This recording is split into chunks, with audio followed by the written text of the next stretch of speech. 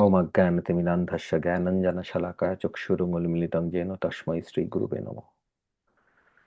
श्रीचैतन्यमनोभीष्टं स्थापितं येन भूतले स्वयं रूपकथामयं ददाति सपदान्तिकं। नमो विष्णुपादाय कृष्णपृष्ठाय भूतले श्रीमते जयपताका स्वामीति नामिने। नमो आचार्यपदाय निताय कृपापदायिने गौरकथा दामोदाय नगरग्रामतारिणे।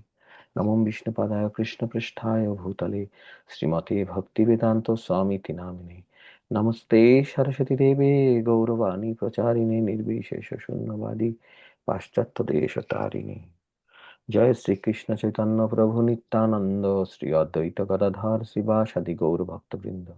हरे कृष्ण कृष्ण कृष्ण हरे हरे, हरे राम राम राम हरे हरे। मुखं करोति वाचालं पङ्गुं लङ्घयते गिरिं यत्कृपातमहं वन्दे श्रीगुरुदीनतारिणं परमानन्द माधवं श्रीचैतन्य ईश्वरं। हरि ओम तत्सत्। হরে কৃষ্ণ। তো আমরা লালমোহন প্রভুর নাম চেঞ্জ করে দিলাম এই রেকর্ডিং স্টার্ট করার আগেই। লোকমোহন কৃষ্ণ দাস প্রভু, এটা একটা বিরাট জার্নি। এটা যাদের যাদের এই জার্নিতে আপনারা পার্টিসিপেট করেছেন তারা জানেন যে এই লম্বা জার্নিটা পিতৃমাতৃ প্রদত্ত নাম থেকে গুরুদেবের প্রদত্ত নাম, সদ্গুরুর আশ্রয়ে এসে নাম পরিবর্তন করা, তার কাছ থেকে নাম পাওয়া, এই জার্নিটা এরকম নয় যে গেলাম পাশের বাড়িতে আর গিয়ে বললাম যে আমি দীক্ষা নিতে চাই, আমার মন হয়েছে দীক্ষা নেওয়ার জন্য। কি লম্বা প্রসেস, কি সুন্দর প্রার্থনা, কি সুন্দর সাইন্টিফিক এবং সিস্টেমেটিক প্রসেস। তো আহ, লোকমোহন কৃষ্ণদাস প্রভুর সাথে কথা বলছিলাম আমরা। আমরা বলছিলাম যে প্রভু শেয়ার করছিলেন যে প্রভুকে কৃপা করার জন্যই গুরু মহারাজ একদম তার বাড়ির কাছে উপস্থিত হলেন তাকে দীক্ষা দেওয়ার জন্য। যেখানে তিনি ভাবছিলেন কোথায় যাবেন, কিভাবে যাবেন, অনলাইনে হবে কিনা, আদৌ হবে কিনা। প্রভুর বয়স বাড়ছে, এদিকে গুরু মহারাজের হেলথ ক্রাইসিস, সবকিছু উপেক্ষা করে প্রভুকে দারুণ সারপ্রাইজ দিলেন গুরু মহারাজ একদম বাড়ির পাশে। মানে কয়েক মিনিটের মধ্যে ডিস্টেন্সের মধ্যে গুরু মহারাজ গিয়ে উপস্থিত হলেন। যাতে প্রভুকে শহর চেঞ্জ করা তো দূরে থাক,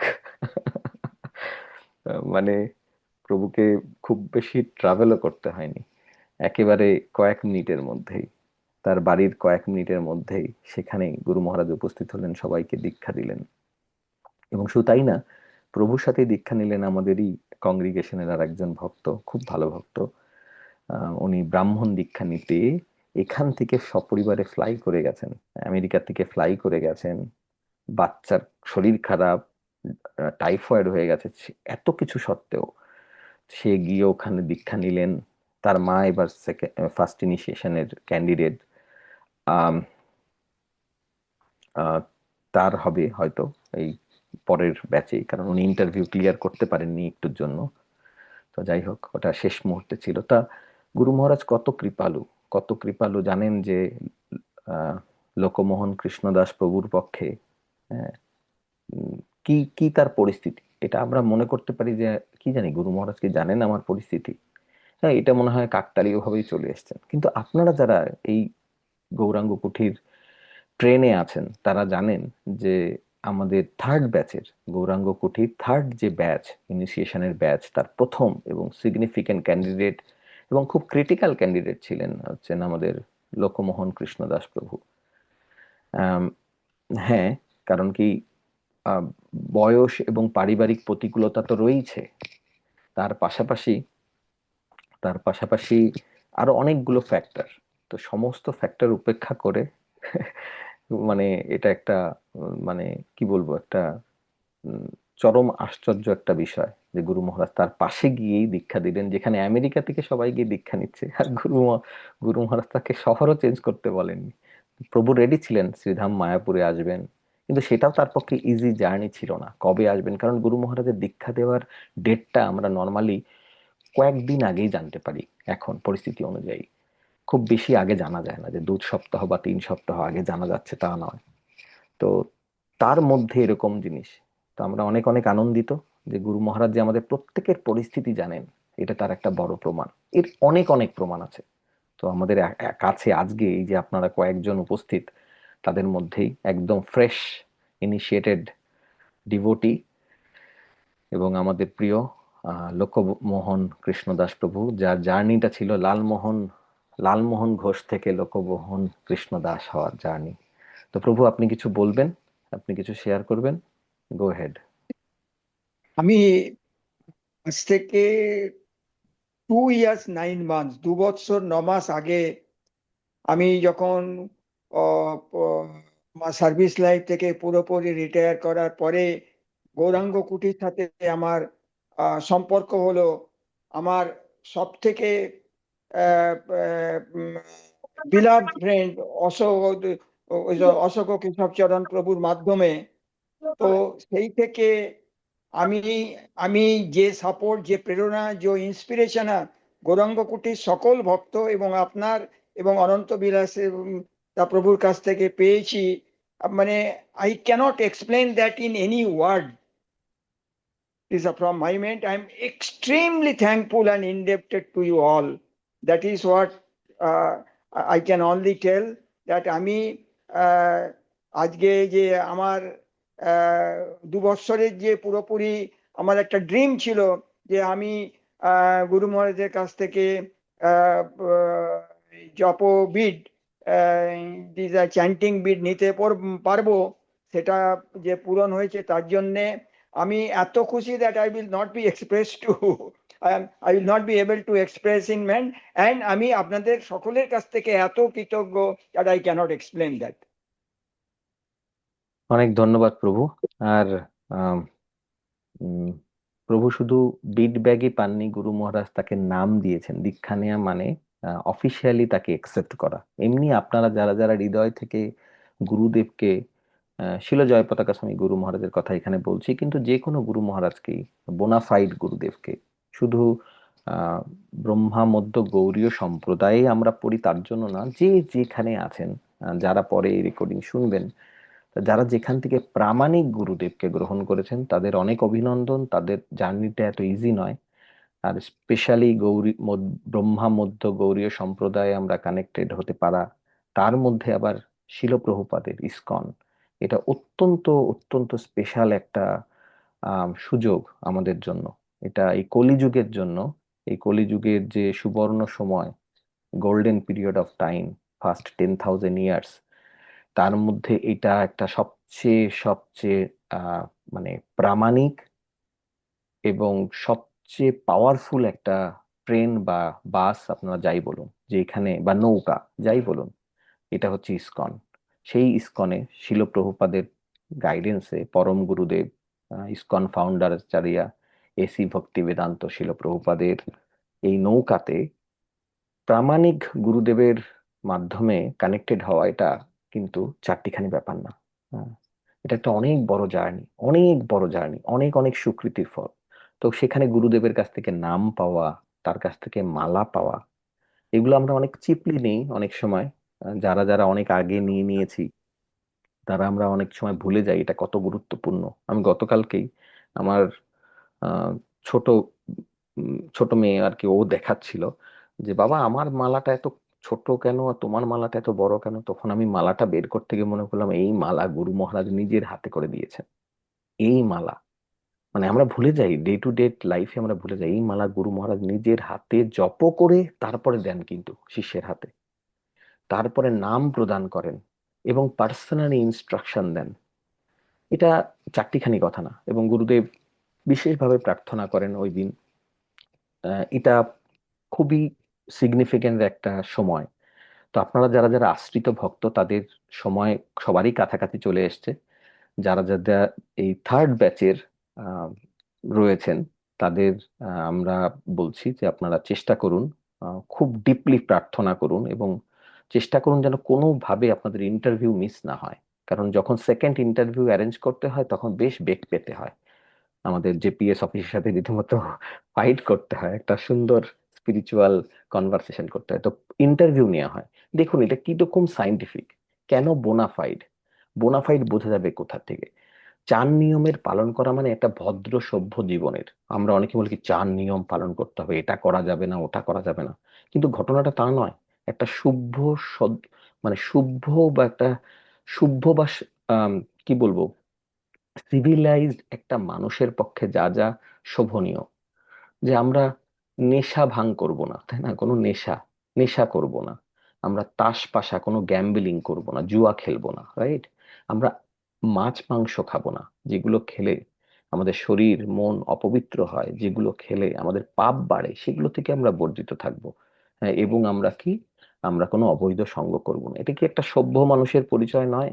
তো এইটুকু করার পরে আস্তে আস্তে নাম নেওয়া, শাস্ত্র পড়া, হ্যাঁ, শুদ্ধ পরম্পরায় থেকে কথা শোনা, শুনতে শুনতে যখন আমাদের মধ্যে একটু পরিবর্তন আসে, তখন আমরা আশ্রয় গ্রহণ করি গুরুদেবের চরণে। গুরুদেবকে আমাদের হৃদয়ে আসে, সেই গুরুদেব বা গুরুদেবের শিষ্যের মাধ্যমে আমরা আশ্রয় গ্রহণ করি গুরুদেবের চরণে।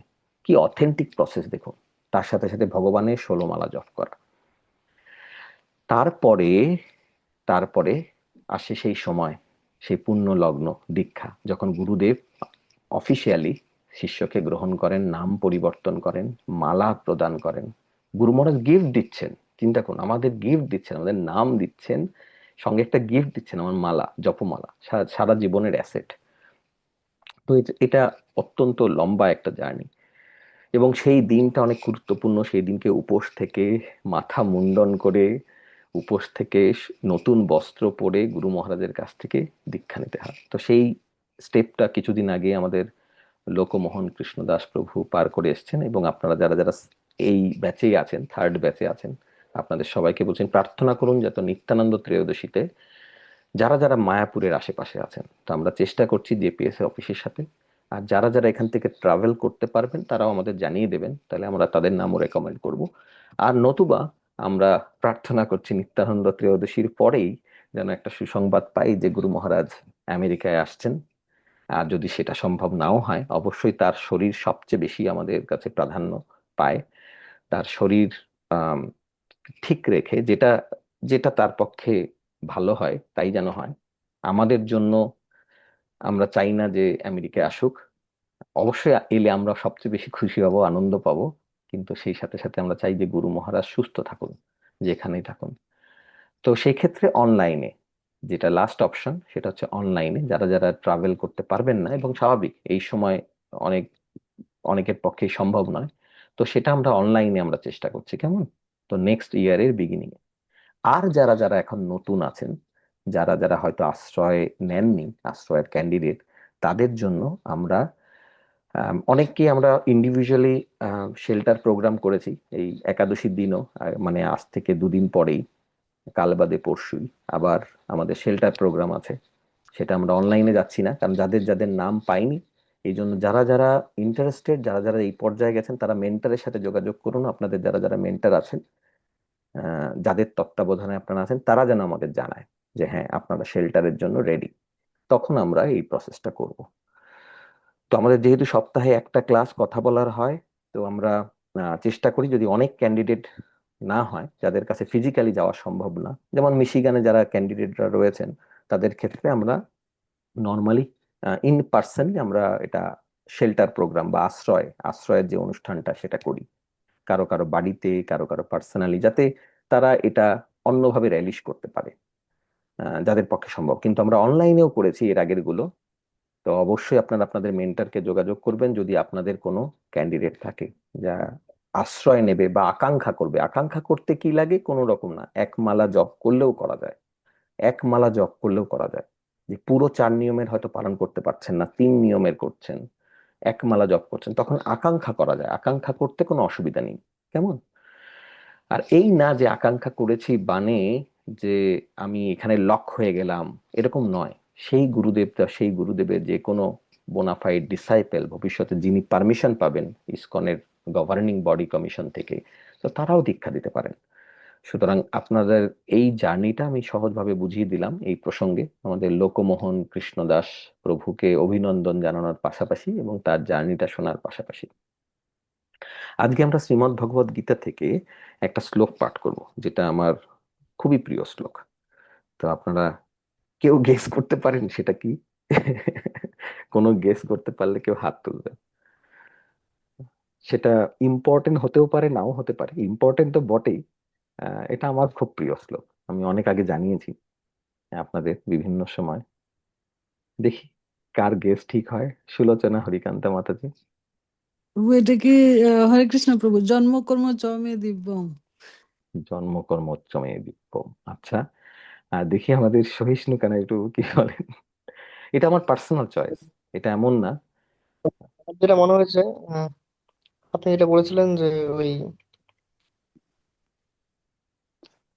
মানে পেটে মুখে আসছে ব্যাপারটা ভুলে যাচ্ছি। আহ কোনো একটা শব্দ বলুন, যাতে বা কি বলেছিলাম সেটা বললেও। আর কারো খুব মনে মানে পড়ছে? সহিষ্ণু কানাই প্রভু মনে করতে থাকুক। আমি এমনি একটু পরে বলছি। হ্যাঁ হ্যাঁ, সহিষ্ণু কানাই প্রভু মনে করতে হবে। আবার বলে একটু হিন্টস দেই। আচ্ছা, নন্দরানী পাবনী মাতাজি বলো। হরে কৃষ্ণ প্রভু, দণ্ডবত প্রণাম। এটা আমি শ্যামা করুণাময় দেবী দাসী। হ্যাঁ মাতাজি।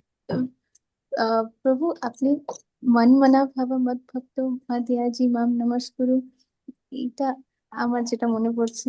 আচ্ছা ও এটাই আচ্ছা এটাই জাস্ট একটু আচ্ছা কনফিউজ হয়ে পড়ি। আচ্ছা, সহিষ্ণু কানাই প্রভু। আচ্ছা, ঠিক আছে। সবাই বললেন, আমি বলে দিই, একটু হিন্টস দিই, কারণ এগুলো তো সবকটা মানে গীতার কত শ্লোক আছে, আপনাদেরই প্রত্যেকের মনে হয় দুই তিনটা করে পছন্দ, তার মধ্যে কমন হতে পারে। কিন্তু আমি কেন বলছি এটা আমার খুব প্রিয়, আর আমরা বারবার গৌরাঙ্গ কুটিতে যেইটা হাইলাইট করতে চাই না তার সাথে রিলেটেড।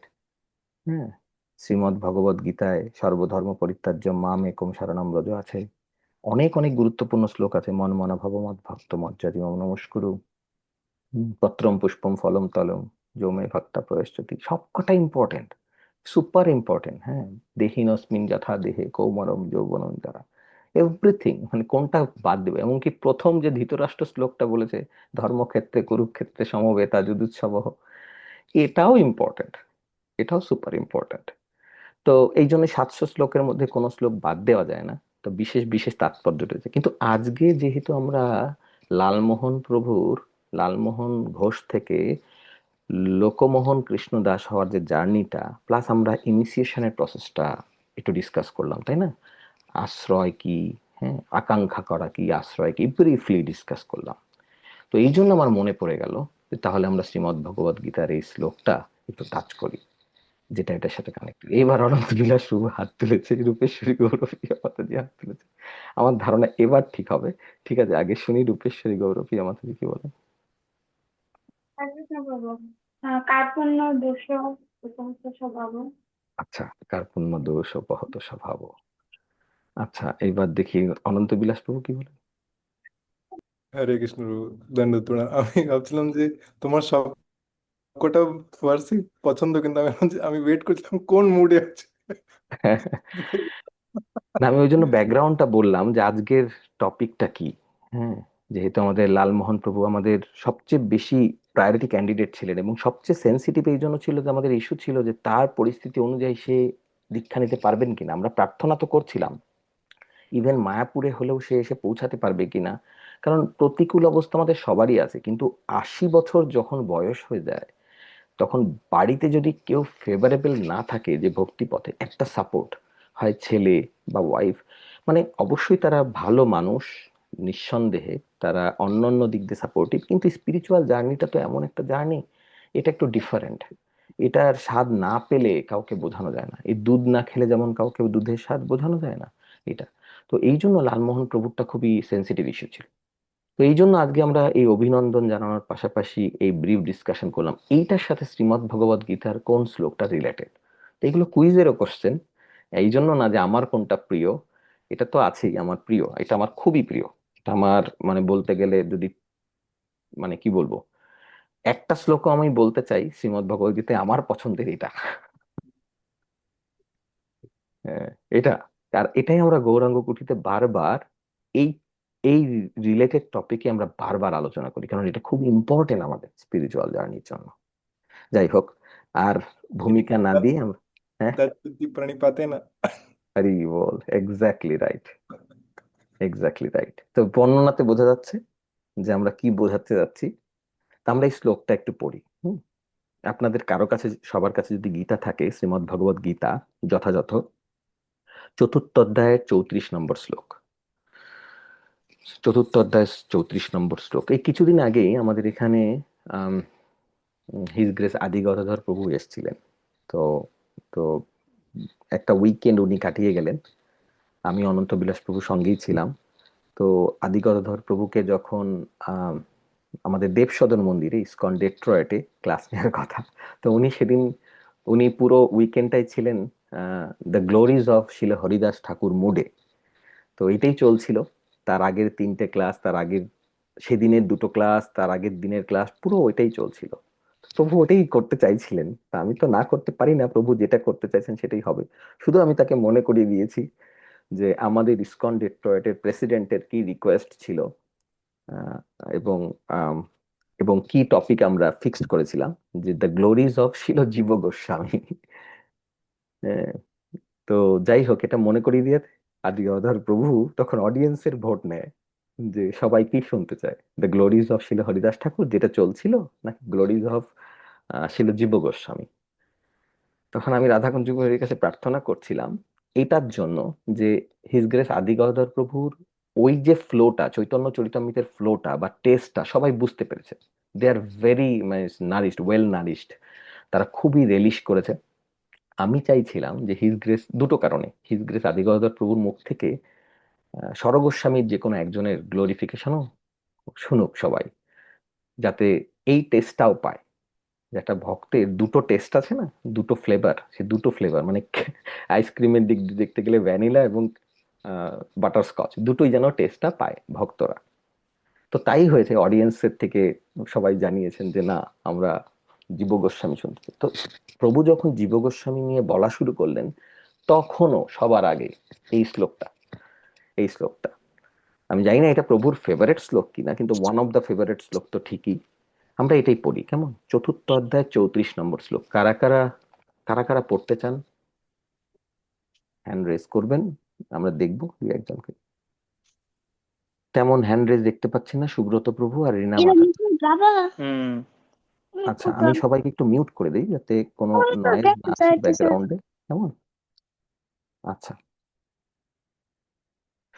শ্লোকটা খুবই সুন্দর। আচ্ছা, প্রথমে সুব্রত প্রভু আপনি পড়েন, পড়ে ট্রান্সলেশনটা কেমন?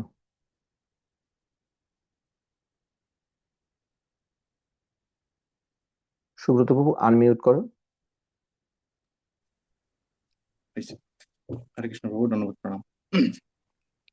তদ্বিদ্ধি প্রণিপাতেন পরিপ্রশ্নেন সেবয়া উপদেক্ষন্তি তে জ্ঞানম জ্ঞানিন তত্ত্বদর্শিন।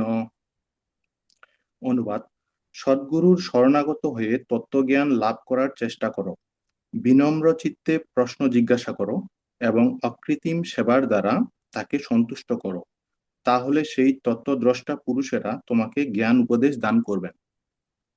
Very nice, very nice.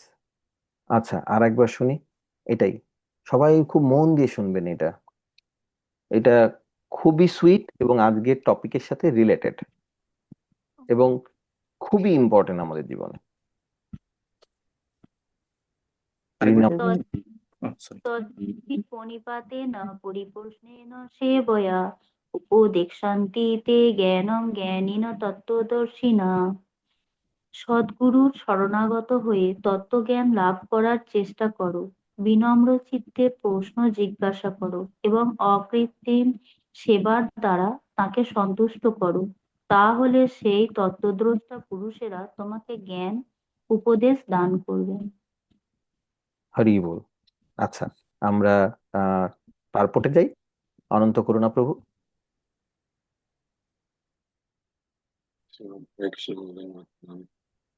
তুমি শুধু পারপট পড়বো নাকি? হ্যাঁ প্রভু, পারপট আপনি চাইলে শুরু থেকেই পড়েন, শ্লোক দিই।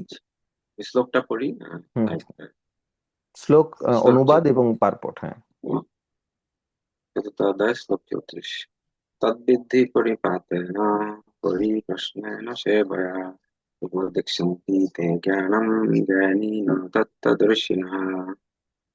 অনুবাদ: সদ্গুরুর শরণাগত হয়ে তত্ত্বজ্ঞান লাভ করার চেষ্টা করো, বিনম্র চিত্তে প্রশ্ন জিজ্ঞাসা করো এবং অকৃত্রিম সেবার দ্বারা তাকে সন্তুষ্ট করো, তাহলে সেই তত্ত্বদ্রষ্টা পুরুষেরা তোমাকে জ্ঞান উপদেশ দান করবেন।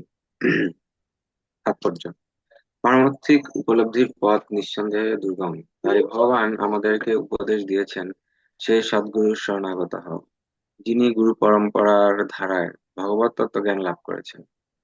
গুরু পরম্পরা ক্রমে যিনি ভগবত তত্ত্বজ্ঞান লাভ করেননি, তিনি কখনোই গুরু হতে পারেন না।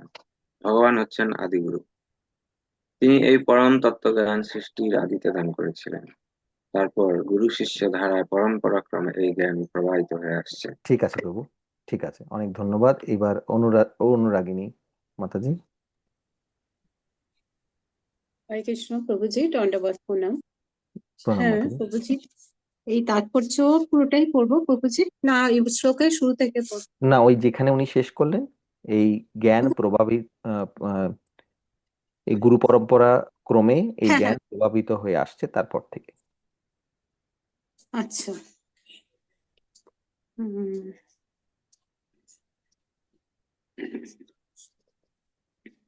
পড়ছি।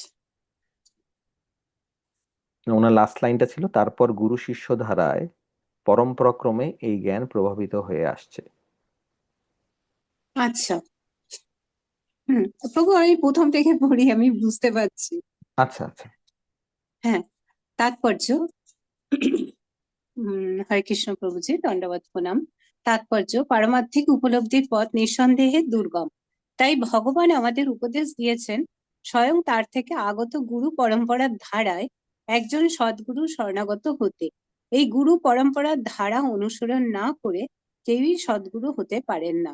ভগবান হচ্ছেন আদিগুরু এবং গুরু শিষ্য পরম্পরার ধারায় আগত সদ্গুরুই ভগবানের বাণী তার শিষ্যকে যথাযথ রূপে দান করতে পারেন। নিজের মন গড়া একটি পদ্ধতির উদ্ভাবন করে কখনোই ভগবানকে উপলব্ধি করা যায় না, যা মূঢ় প্রতারকদের অশাস্ত্রীয় পদ্ধতি। শ্রীমদ্ ভাগবতে 6/3/19 বলা হয়েছে, ধর্মং তু সাক্ষাৎ ভগবৎ প্রণীতম। ধর্মের পথ স্বয়ং ভগবানই প্রত্যক্ষভাবে প্রণয়ন করেছেন। তাই জল্পনা কল্পনা বা বৃথা তর্ক বিতর্কের মাধ্যমে কখনোই সঠিক মার্গে অগ্রসর হওয়া যায় না, অথবা স্বতন্ত্রভাবে গ্রন্থ অধ্যয়ন করার মাধ্যমেও পারমার্থিক জীবনে উন্নতি সাধন করা যায় না। ঠিক আছে মাতাজি, অনেক ধন্যবাদ। আপনারা বুঝতে পারছেন দুটো ভার্সন, এই জন্য মাতাজি যেটা পড়ছেন একটু ডিফারেন্ট, কিন্তু একই বক্তব্য। রিনা মাতাজি, আপনি পড়বেন বা পরের থেকে।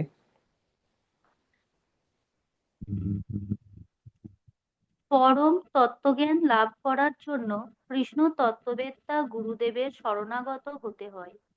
সুদৃঢ় বিশ্বাসে তাঁর চরণাম্বুজে আত্মসমর্পণ করতে হয় এবং সম্পূর্ণ নিরঅহংকারী হয়ে কৃতদাসের মতো তাঁর সেবা করতে হয়। সদ্গুরু সন্তুষ্টি বিধান করার মাধ্যমে আধ্যাত্মিক জীবনে উন্নতি লাভ করা যায়।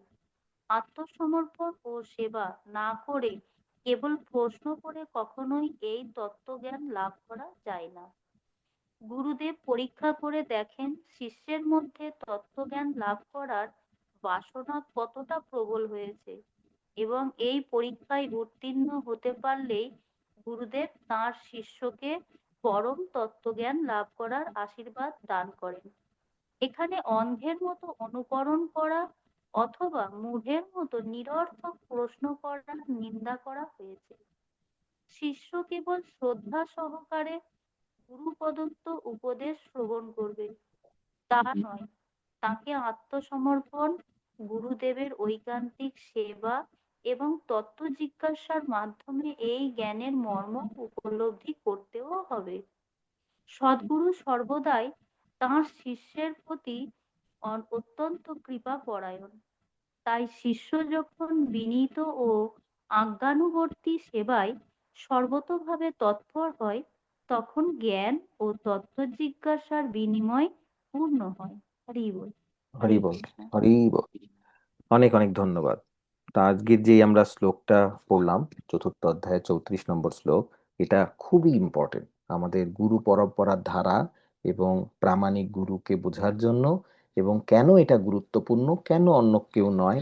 এটা এতটাই গুরুত্বপূর্ণ, আমরা যদি এই শ্লোকটা ভালো করে বুঝি, তবে আমরা গীতার অন্যান্য শ্লোকগুলো বুঝতে, ডাইজেস্ট করতে, কারণ আমরা তো শুনলে অনেক সময় কথা বুঝি, মনে হয় বুঝি, বা সত্যি সত্যিই বুঝি, তারপরে ধরে রাখতে পারি না, তাই না? আমাদের এটা হয়। আর ধরেও রাখতে পারি অনেক সময়, চিন্তাও করতে পারি, কিন্তু পালন করতে পারি না। আবার পালনও করতে পারি, কিন্তু সেই পালন করাটা আবার কনসিস্টেন্সি থাকে না। দেখা যাচ্ছে যে আমি 2-3 দিন খুব ভালো পালন করলাম, তারপরে আবার পুনর্মূষিক ভাব, রাইট? তো এই জন্য এই শ্লোকটা খুব ইম্পর্টেন্ট এটা বোঝার জন্য যে অ্যাকচুয়ালি ভক্তি জীবনের সবচেয়ে গুরুত্বপূর্ণ কি জিনিস। তো এখানে বলছেন যে তদ্বিদ্ধি পরিপাতেন পরিপ্রশ্নেন সেবায়া উপদেশ শান্তিতে জ্ঞানম জ্ঞানীন তত্ত্বদর্শিনম। সদ্গুরু শরণাগত হয়ে তত্ত্বজ্ঞান লাভ করার চেষ্টা করো, বিনম্র চিত্তে প্রশ্ন জিজ্ঞাসা করো এবং অকৃত্রিম সেবার দ্বারা তাকে সন্তুষ্ট করো, তাহলে সেই তত্ত্বদর্শিতা পুরুষেরা তোমাকে জ্ঞান উপদেশ দান করবেন। তো প্রভুপাদ এখানে খুব সুন্দর করে পারপটে বুঝিয়েছেন। তো আমাদের এখানে আপনাদের কাছে একটা প্রশ্ন জিজ্ঞেস করি, নাম্বার 1 পয়েন্ট কি? এখান থেকে কোন জিনিসটা খুব ক্যাচি পয়েন্ট, কোন পয়েন্টটা খুব ইম্পর্টেন্ট পয়েন্ট যেটা আমরা খুব মিস করি? আপনাদের কাছে সবচেয়ে ইম্পর্টেন্ট পয়েন্ট এই শ্লোকের মধ্যে কি মনে হচ্ছে? অনুবাদটা আরেকবার পড়ি বা আপনারাও দেখতে পারেন। সদ্গুরু শরণাগত হয়ে তত্ত্বজ্ঞান লাভ করার চেষ্টা করো, বিনম্র চিত্তে প্রশ্ন জিজ্ঞাসা করো এবং অকৃত্রিম সেবার দ্বারা তাকে সন্তুষ্ট করো, তাহলে সেই তত্ত্বদ্রষ্টা পুরুষেরা তোমাকে জ্ঞান উপদেশ দান করবেন। তো আমি কতগুলো অপশন দিই। জ্ঞান উপদেশ লাভ করাটা ইম্পর্টেন্ট, অকৃত্রিম সেবার দ্বারা তাকে সন্তুষ্ট করা ইম্পর্টেন্ট, বিনম্র হয়ে প্রশ্ন জিজ্ঞেস করাটা ইম্পর্টেন্ট, মানে আমাদের বিনম্রতা, নাকি সদ্গুরুর শরণাগত হয়ে তত্ত্বজ্ঞান লাভ করাটা ইম্পর্টেন্ট?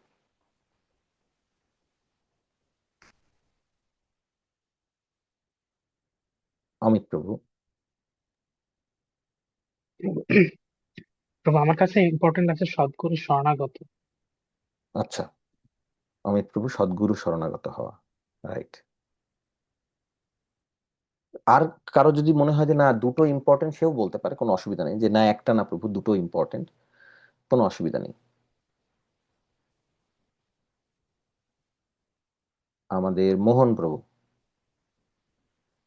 বিনম্র চিত্তে প্রশ্ন জিজ্ঞাসা করো এবং অকৃত্রিম সেবার দ্বারা তাকে সন্তুষ্ট করো। আচ্ছা আচ্ছা, অনেক ধন্যবাদ মোহন বাবা। আচ্ছা, অনুরাগিনী মাতাজি। হরে কৃষ্ণ প্রভুজি, দণ্ডবত প্রণাম। আমার কাছে শরণাগত হওয়া এবং অকৃত্রিম সেবার দ্বারা সন্তুষ্ট করা, এই দুটো বই। অ্যাকচুয়ালি বেসিক্যালি হ্যাঁ, এই 3টে পয়েন্টই আছে এখানে, এই 3টে পয়েন্টই আছে যেটা আপনারা সবাই বলবেন ঘুরিয়ে ফিরিয়ে। এই 3টে পয়েন্টই আছে। একটা হচ্ছে সদ্গুরু, রাইট? এটা মাথায় মধ্যে বসিয়ে নেওয়ার জন্য আমি প্রশ্নটা করলাম। প্রথম কথা হচ্ছে যার কাছে আমি যাব তাকে সদ্গুরু হতে হবে। এবার সদ্গুরু বুঝবো কেমন করে? নামের মধ্যে থাকবে সদ্গুরু, যে অমিত সদ্গুরু দাস, এরকম। হ্যাঁ, কি করে বুঝবো? নাকি তাকে যদি 10 জন লোক বলে ইনি হচ্ছেন সদ্গুরু, আমরা বিশ্বাস করে নেব? নাকি কার কত ডিসাইপেল, কত হাজার ডিসাইপেল, এটা দেখে বুঝবো? সদ্গুরুর কি কি নিদর্শন? তো 3টে পয়েন্ট আপনারা সবাই ভালো করে একমত তো? 3টে পয়েন্ট আপনারা নোট করে নিতে পারেন যারা নোট করছেন। একটা হচ্ছে সদ্গুরু হতে হবে, নামে নয়, কোয়ালিটিতে। সেকেন্ড হচ্ছে যেটা হলো বিনম্র চিত্তে প্রশ্ন জিজ্ঞাসা করতে হবে। এবং এটা বিনম্র চিত্তেটা, এটা অ্যাকচুয়ালি একটা পয়েন্ট নয়, এখানে একটা পয়েন্ট হচ্ছে বিনম্র চিত্তে এবং অকৃত্রিম সেবার দ্বারা, যেটা আমাদের মোহন প্রভু বলল। অকৃত্রিম সেবার দ্বারা, অকৃত্রিম সেবা করলেই হবে না। মাথার মধ্যে ছিল গৌর কিশোর দাস বাবাজি মহারাজের কাছে একজন যান, গিয়ে তাকে তখন বলেন যে বাবা আমি আপনাকে আমার প্রাসাদ, আমার রাজকুটিরে, আমার যে গৃহ মন্দিরে সেখানে নিয়ে আসতে চাই। হ্যাঁ, তার উদ্দেশ্য ছিল যে এরকম বড় একজন মহাত্মা যদি তার বাড়িতে আসেন তাহলে তো তার অনেক প্রসপারিটি হবে, তাই না? উনি একজন মহাত্মা, তার ব্যবসা বাণিজ্য ভালো হবে, গৃহে আরো টাকা পয়সা আসবে। তো গৌর কিশোর দাস বাবাজি মহারাজ তো উনি তো সিদ্ধ পুরুষ, উনি সঙ্গে সঙ্গে বললেন আচ্ছা তুমি আমাকে বাড়িতে নিয়ে যেতে দাও। হ্যাঁ হ্যাঁ বাবা, আপনি এখানে গাছের তলায় বসে কেন থাকবেন? আপনারই আশীর্বাদে, দেখুন কি সুন্দর বিনম্র, কিন্তু বিনম্রতা আছে এখানে, আপনারই আশীর্বাদেই তো আমার যা কিছু হয়েছে। হ্যাঁ, আমার যে ব্যবসা বাণিজ্য, আমার যে যা কিছু উন্নতি, আমার যে সংসার পারিবারিক উন্নতি, সব তো আপনারই আশীর্বাদে, আপনারই কৃপা। তো আমি চাই আপনি আমার কাছে আসুন, আমি আপনার সেবা করতে চাই। এখানেও সেবা বিনম্র দুটোই আছে। বুঝতে পারছি? এই উদাহরণটা মনে রাখবেন। এইবার অকৃত্রিমের দিকে তাকাই, অকৃত্রিম কিনা এবার পরীক্ষা করার জন্য তখন গৌরকিশোর দাস বাবাজি মহারাজ, গৌরকিশোর দাস বাবাজি মহারাজকে আপনাদের সবার মনে আছে, তারপরেও সবাইকে একটু রিকল করে দিই। ইনি হচ্ছেন ভক্তি সিদ্ধান্ত সরস্বতী প্রভুপাদের গুরুদেব। আমাদের শিল প্রভুপাদের গুরুদেব ভক্তি সিদ্ধান্ত সরস্বতী প্রভুপাদ, যার আগের নাম ছিলেন বিমল প্রসাদ, যিনি ভক্তি বিনোদ ঠাকুরের ছেলে। তার একমাত্র গুরুদেব, মানে তার গুরুদেব এবং তার একমাত্র শিষ্য, মানে গুরুদেবের একমাত্র শিষ্য হচ্ছেন এই ভক্তি সিদ্ধান্ত সরস্বতী প্রভুপাদ। কার শিষ্য? কোন গুরুদেবের? ছিল গৌরকিশোর দাস বাবাজি মহারাজ, বৈরাগ্য মূর্ত। তার আর কোনো ডিসাইপেল নেই, জাস্ট অনলি ওয়ান ডিসাইপেল। তো উনি তখন ওই যে এসছে, যে বলছেন বাবা আমি আপনাকে আমার বাড়িতে নিয়ে রাখবো, তখন বলছে ও আচ্ছা তাই, তুমি সেবা করতে চাও? বলে হ্যাঁ বাবা, আমি আপনার সেবা করতে চাই। আর তার মানে তুমি সেবা করতে চাও, হ্যাঁ, আর আমি আপনার কাছে থাকতে চাই, আমি আপনার সেবা করতে চাই। তখন বলে তুমি আমার কাছে আসো। এসছে, সঙ্গে সঙ্গে গলার মুঠির ওই পাঞ্জাবির কলারটা ধরেছে, ধরেই বলে কি এই চেনগুলো রাখার দরকার কি, তুমি তো আমার সাথেই থাকবা, আমার এগুলো ভালো লাগে না। এই চেনটা ফেলে দিল, হাতের ঘড়িটা টান দিয়ে ফেলে দিল। ও বলে এই কি হচ্ছে, বাবা মনে হয় পাগল হয়ে গেছে। বলে তুমি আমার সাথে এখানেই থাকো, এই গাছতলায় থাকো, আর তুমি আমার এখানে সেবা করতে পারো। তখন বলে তখন বলে পুরো দৌড় দিয়ে ছাড়িয়ে কোনো রকমে বাবার হাত ছাড়িয়ে দৌড় দিয়ে কোন রকমের যান বাঁচিয়ে ফেলে।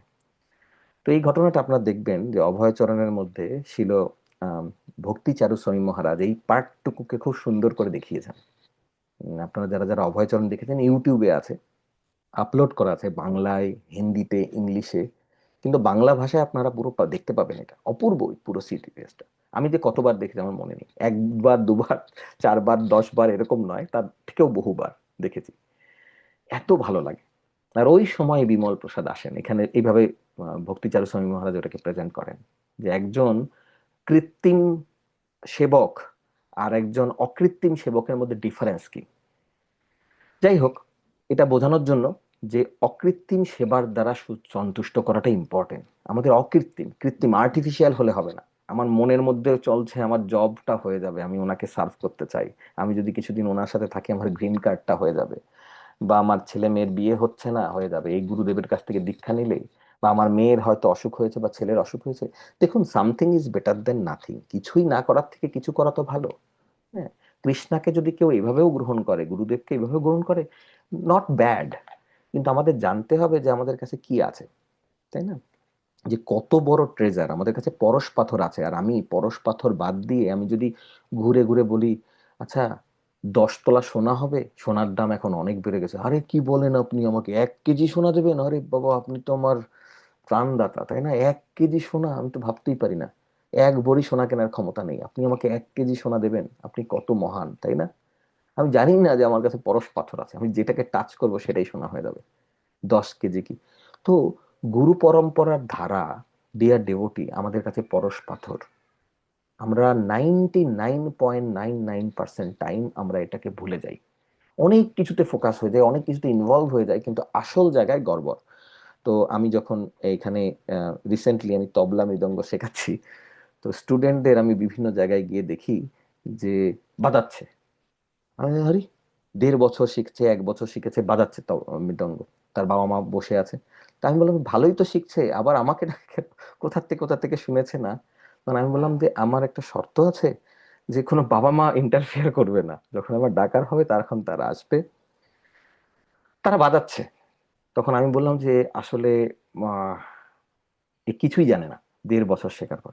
তো বাবা মা বুঝতে পারছে না, মানে এত সুন্দর বাজাচ্ছে। তখন আমি বললাম আপনাকে এখনই বুঝিয়ে দিই, এখনই বুঝিয়ে দিই। আমি একটা বেসিক কীর্তন গাইলাম, বেসিক কীর্তন, বেসিক নর্মাল, হরে কৃষ্ণ হরে কৃষ্ণ কৃষ্ণ কৃষ্ণ হরে হরে হরে রাম হরে রাম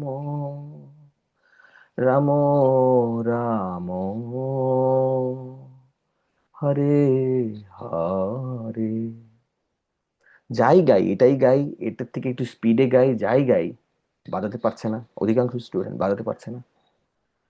তখন আমি বললাম যে এটা কি হলো, বলে তখন তার বাবা মা বলছে প্রভু এই জন্যই তো আপনাকে অনুরোধ করছি যদি একটু কাইন্ডলি ওর এই জায়গাটা ঠিক করে দেন। তখন আমি বললাম যে প্রবলেমটা হয়েছে কি 3 তলা বাড়ি হয়ে গেছে কিন্তু ফাউন্ডেশনটা এত নড়বড়ে, কারণ তাল জ্ঞানই নেই। তালই জ্ঞান দিতে পারে, জাস্ট কীর্তনের সাথে যে হাতে তালি দেওয়া না, আপনারা দেখবেন যে এটা খুবই সিম্পল আপনাদের কাছে, তাই না?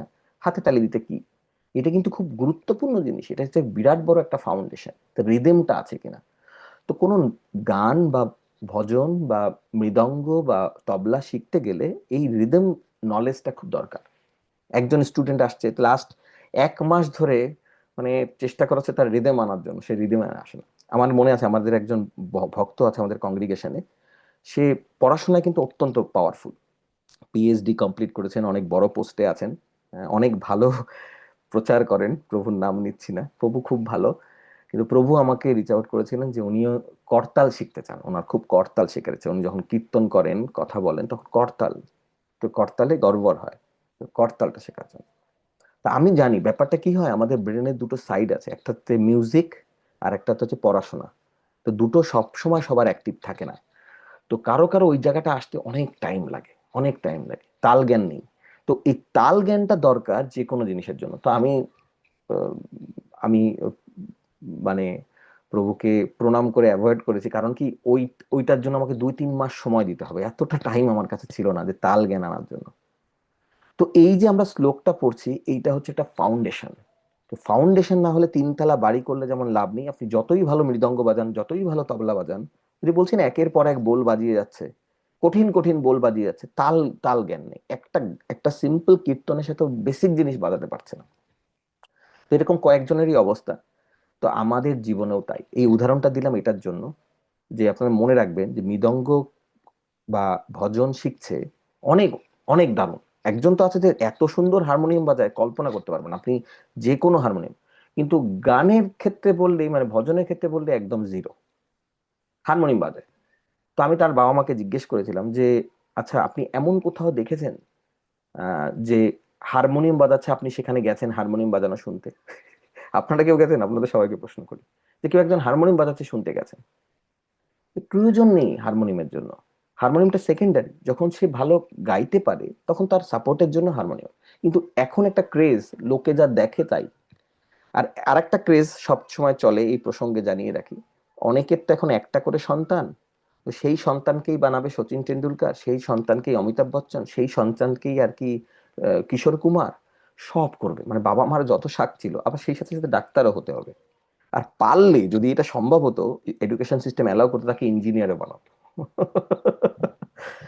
মানে এটা যে কি চাপ হয়েছে বাচ্চাদের জন্য, আমার মাঝে মাঝে দেখে কষ্ট মনে হয়। তো যাই হোক, তো ফাউন্ডেশনটা খুব বেশি দরকার। 1 মিনিট।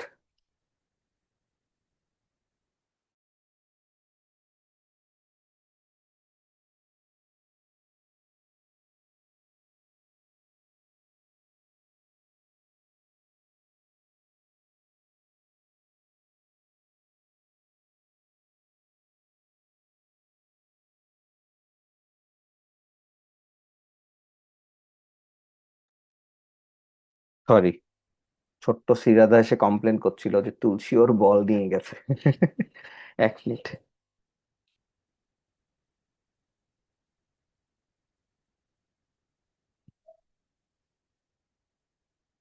তো ফাউন্ডেশনের ক্ষেত্রে এটা আমাদের খুবই বেশি ইম্পর্টেন্ট যে তদ্বিদ্ধি পরিপাতেন, অবশ্যই আমাদের নলেজের প্রয়োজন, অবশ্যই আমাদের প্রয়োজন। সেটা আমরা প্রত্যেকটা সাবজেক্ট ম্যাটারের ক্ষেত্রেই বুঝি। যার বাবা ইঞ্জিনিয়ার তার ছেলে ইঞ্জিনিয়ার হয় না, তাকে ইঞ্জিনিয়ারিং কলেজে পাঠাতে হয়। যার বাবা ডাক্তার সে মন্ত্র দিয়ে পড়াশোনা করার পরে ডাক্তার করে দিতে পারে না, তাকে স্কুলে পাঠাতে হয়। কিন্তু কিছু একটা মানে আমাদের কর্মদোষেই বলুন আর আমাদের পারিবারিক দোষেই বলুন, আমাদের একটা ব্যাপার আছে, ধর্ম ব্যাপারটা তো ন্যাচারালি চলে আসে, ধর্ম তো আমরা এমনিই বুঝি। হ্যাঁ, কৃষ্ণের মাখন চুরির গল্পও জানি, কৃষ্ণকে তাও জানি, সব শুনেছি, হয় ঠাকুমার কাছ থেকে না প্রতিবেশীর কাছ থেকে। এটা বুঝতে পারি না যে আমাদের সিস্টেমেটিক স্টাডির প্রয়োজন। সবচেয়ে বেশি গুরুত্বপূর্ণ হচ্ছে এই শ্লোকে যেটা বলা আছে, তদ্বিদ্ধি পরিপাতেন পরিপ্রশ্নেন সেবয়া উপদেক শান্তিতে জ্ঞানম জ্ঞানেন তত্ত্বদর্শিন। আমাদের সদ্গুরু শরণাগত হই। সদ্গুরুর কোয়ালিটি কি? সদ্গুরুর কোয়ালিটি কি? আচ্ছা, শুনি, কারণ এই তিনটে জিনিস তো, এই তিনটে পয়েন্ট। প্রথম পয়েন্ট হচ্ছে আমাদের সদ্গুরুর কাছে যেতে হবে, রাইট রাইট, নাম্বার 1 ক্লিয়ার, সদ্গুরুর কাছে যেতে হবে। আর সেকেন্ড কি, বিনম্র চিত্তে প্রশ্ন জিজ্ঞাসা করতে হবে এবং অকৃত্রিম সেবার দ্বারা তাকে সন্তুষ্ট করতে হবে, রাইট। শুধু প্রশ্ন জিজ্ঞেস করলাম, সদ্গুরুর কাছে গেলাম, প্রশ্ন জিজ্ঞেস করলাম, হবে না। এখানেও তিনটে পয়েন্ট, হ্যাঁ। এবং সেবা করলাম তাও হবে না, অকৃত্রিম সেবা, ভেরি ইম্পর্টেন্ট। এই তিনটে পয়েন্ট। তাহলে সদ্গুরুর কাছে যেতে হবে, হ্যাঁ, তাকে বিনম্র চিত্তে। আচ্ছা বলেন তো, আপনি কিভাবে ওই রান্নাটা করেন? ওই যে একটা ঝিঙে পোস্ত করেছিলেন না মাতাজি, খুব ভালো লাগছিল, আর কিভাবে করেন ওটা? সর্ষের তেল দেন না কি দেন বলেন তো মাতাজি? এইভাবে বললে আপনারা বলবেন, ঝিঙে পোস্তর রেসিপিও বলবেন না, রাইট। আমরা কোনো টিচারের কাছে গিয়ে বলি, আপনি এই অঙ্কটা কিভাবে করে দিয়েছেন, আমার বন্ধুর খাতায় দেখলাম, বলেন তো কিভাবে করে দিয়েছেন, এই আমার খাতা নেন করে দেন। এভাবে যদি আমাদের অঙ্কের টিচার, যাকে আমরা টাকা দিয়ে পড়ি, তিনিও দেবেন না, তাই না? তো এটা খুব ইম্পর্টেন্ট যেন আমাদের বিনম্রতা থাকে, আমাদের হিউমিলিটি থাকে আমাদের ব্যবহারের মধ্যে। তো সদ্গুরুর কাছে যাব, হিউমিলিটি থাকবে এবং অকৃত্রিম সেবার দ্বারা তাকে সন্তুষ্ট করতে হবে। এটা very important, we have to be patient যতক্ষণ তিনি সন্তুষ্ট না হন। বোঝা যাচ্ছে? মনে হচ্ছে খুব ছোট্ট ব্যাপার, অকৃত্রিম সেবার দ্বারা, কিন্তু সন্তুষ্ট করাটা আমি ভুলে যাচ্ছি। প্রতিটা লাইন ইম্পর্টেন্ট এখানে। সে সন্তুষ্ট তো নাও হতে পারে। আমি ভাবলাম আরে একটু পরে বিরক্ত হয়ে গেলাম, আপনাকে এত অকৃত্রিম সেবার দ্বারা এতদিন ধরে সেবা করছি, 2 বছর ধরে, আপনি দেখি আমাকে ওকে ওকে এই এটা কি কোনো, কৃষ্ণকে আমরা বলতে পারি না, আমরা ভোরবেলা উঠছি, আমরা 16 মালা জপ করছি, টাইম মতো গায়ত্রী করছি, ভগবান প্রতিদিন মন্দিরে যাচ্ছি, প্রতি সপ্তাহে না প্রতিদিন মন্দিরে যাচ্ছি, 3 বার আরতি করছি, তোমাকে প্রত্যেক সকালবেলায় ক্ষীর খাওয়াচ্ছি, রাতের বেলায় তোমাকে স্ন্যাক্স দিচ্ছি, দুপুর বেলা রাজভোগ দিচ্ছি। 1.5 বছর পরে গিয়ে আমি দেখলাম যে আমার কিছু হলো না, ওই যে যিনি কিছুই দেয় না তার একটা কত কিছু হয়ে গেল। আরে তখন আরেকজন এসে আবার বললেন, দিদি আপনি যা বলেছেন না একদম রাইট কথা বলেছেন। আরে আপনি ওনার কথা কি বলছেন? আর একজন আছে ভগবানকে দেখে মুখ ভেঙচি দেয়, তার জানেন তার ছেলের এত সুন্দর একটা বিয়ে হয়ে গেছে, জামাই অস্ট্রেলিয়াতে থাকে। তখন আমাদের বিশ্বাস নড়বড় হয়ে যায়। হ্যাঁ তাই তো, এতদিন ধরে কি করছি তাহলে, হাতে এটা কি সুর? কত উদাহরণ আছে, কত উদাহরণ আছে। হুম, হুম। মায়াদেবী এত অ্যালার্ট, এত সুন্দর ডিভোটি মায়াদেবী কৃষ্ণা, সে জানে যে আমাদের কোন জায়গায় এসে কোন সময় কি ব্রেক করতে পারে আমাদের। হ্যাঁ, আপনার কল্পনার অতীত। আমরা ধীরে ধীরে যখন বিভিন্ন কথায় প্রসঙ্গ আসবে তখন এক একটা উদাহরণ দেব, কিন্তু আজকে একটা গল্প বলি। 3টে পয়েন্ট মনে আছে তো? সদ্গুরু, বিনম্র চিত্তে প্রশ্ন জিজ্ঞাসা করা। বিনম্র চিত্তে কি করব? বিনম্র চিত্তে নাচ দেখাবো না, বিনম্র চিত্তে আমার প্রদর্শন করব না, বিনম্র চিত্তে প্রশ্ন জিজ্ঞাসা করবো, because I want to learn something. আর আমি এমনও দেখেছি, একদম সদ্গুরুর কাছেও গেছে, বিনম্র চিত্তে প্রশ্ন জিজ্ঞাসা না করে তিনিই বলে যাচ্ছেন, তিনিই বলে যাচ্ছেন, তাই না? এরকম বলে বলে তাই না, উনি কি বলবেন? উনি মাথা নাড়াচ্ছেন, গুরুদেব। আমিও এই প্ল্যাটফর্মে ছিলাম, আজ থেকে যদি 20 বছর আগে তাকাই, আমারও ওই প্ল্যাটফর্ম, আপনারাও মিল পাবেন নিজেদের সাথে। আর আমি তো এখনো দেখি যে হিজ হোলিনেস রাধানাথ স্বামী মহারাজ ক্লাস নিচ্ছেন, ক্লাস নেওয়ার পরে প্রশ্ন জিজ্ঞেস করেছেন তো কেউ কেউ আছে প্রশ্ন জিজ্ঞেস করার আগে, মানে প্রশ্ন তাকে জিজ্ঞেস না করে তিনি ব্যাখ্যাটা দিয়ে তখন মহারাজকে বলে, আমার মনে আছে একবার মহারাজ দুষ্টুমি করে আমাদের শেখানোর জন্য, সেই ডিভোটি এরকম নন, সেই ডিভোটি অনেক এক্সল্টেড, কিন্তু মহারাজ দুষ্টুমি করে সবাইকে বোঝানোর জন্য ওই ডিভোটিকে উদাহরণ করে, যেমন অর্জুনকে নিমিত্ত করে কৃষ্ণা গীতার উপদেশ দিয়েছিলেন, তখন সেরকম হিজ হোলিনেস রাধানাথ স্বামী মহারাজ তাকে উদ্দেশ্য করে বলেন, থ্যাঙ্কস ফর ইউর ক্লাস। মহারাজ প্রশ্ন জিজ্ঞেস করতে বলেছেন, মানে প্রশ্ন কার কার আছে হাত তুলেন, তা উনি হাত তুলেছেন, হাত তোলার পরে লম্বা যে অ্যানালাইসিসটা দিয়েছেন, দেওয়ার পরে তখন মহারাজ হাত জোর করে বলছেন, thanks for your nice class. যাই হোক, এটা আমাদের বোঝানোর জন্য। অনেক সময় আমরা এরকমই করি, আমি অনেককেই দেখেছি, আমি ব্যক্তিগতভাবে অনেক ফেস করি। আমাকে পাশ থেকে ভক্তরা বলেন, প্রভু আপনি কিছু বললেন না। আমি বললাম, উনি তো শুনতেই চাই না, আমি ওনাকে বলবো কি? উনি তো শোনাতে চেয়েছেন, আমি যে শুধু ওনার কথা শুনলাম মাত্র, বলে কোনো লাভ হবে না, রাইট? তদ্বিদ্ধি পরিপাতেন পরিপ্রশ্নেন সেবয়া, খুব ইম্পর্টেন্ট। সদ্গুরুর কাছে যাও, বিনম্র চিত্তে তাকে প্রশ্ন জিজ্ঞাসা করো এবং অকৃত্রিম সেবার দ্বারা তাকে সন্তুষ্ট করো। একজন হতে পারে সদ্গুরুর কাছে গেছি, বিনম্র চিত্তে প্রশ্নও জিজ্ঞাসা করেছি, আমি কোনো ক্লাস নেইনি বা ব্যাখ্যাও দেইনি, ঠিক আছে, অকৃত্রিম সেবাও করেছি। কোথায় মিস্টেকটা আমরা করি, আমি আবার বলছি 99.99%, whether he is pleased or not we don't care. আমার ফিল আপ তো হয়ে গেছে না, সদ্গুরুর কাছে গেছি, বিনম্র চিত্তে প্রশ্ন জিজ্ঞাসা করেছি এবং তাকে অকৃত্রিম সেবাও তো করেছি, কারণ আমার কাছে অকৃত্রিম। কিন্তু গুরুদেব, আপনাদের দুটো জিনিস বলতেই হবে, ছোট্ট, আমি জাস্ট চেষ্টা করব খুব অল্প সময়ের মধ্যে দুটো জিনিস। একটা তো আমরা গৌরাঙ্গপুরীতে কয়েকবার আলোচনা করেছিলাম, সেটা হচ্ছে একজন শিষ্য ছিলেন, আমি ডিটেল ইয়েতে যাচ্ছি না, ওনার নামটা ভুলে গেলাম, রামানুজাচারী, অনন্ত বিলাস প্রভু, তোমার মনে পড়েছিলেন?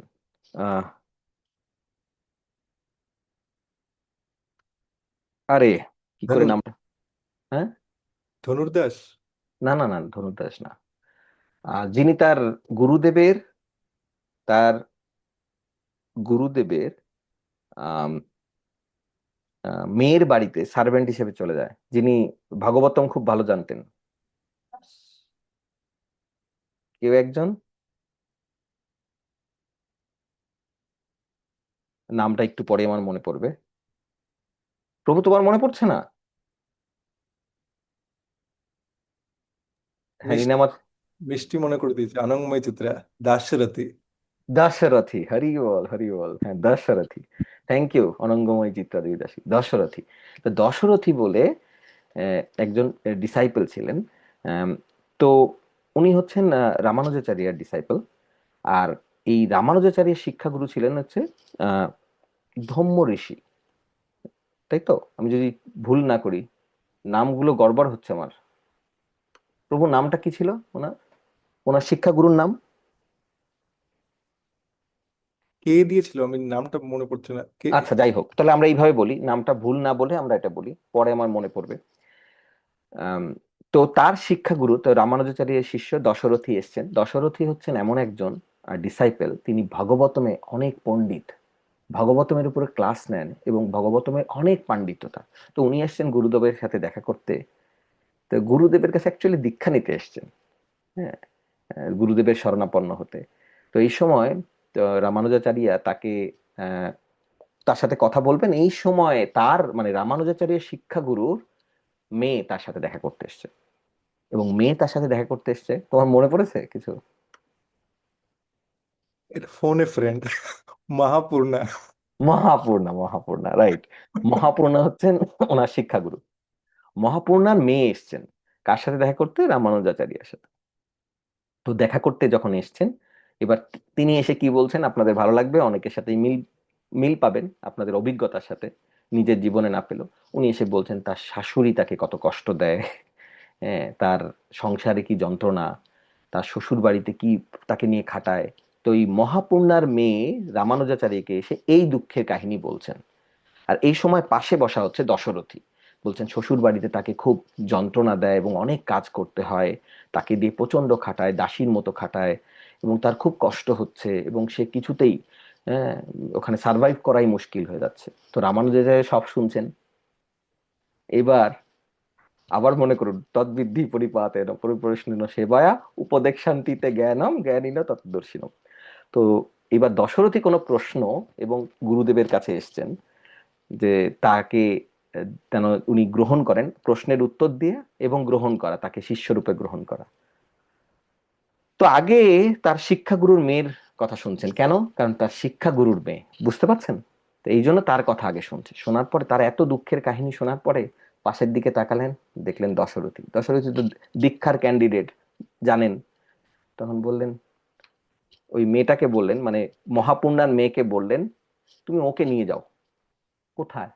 তোমার বাড়িতে, ও কাজ করে দেবে, তোমার বাসন মাজা এই করা ও কাজ করে দেবে। পারবা না দশরথী?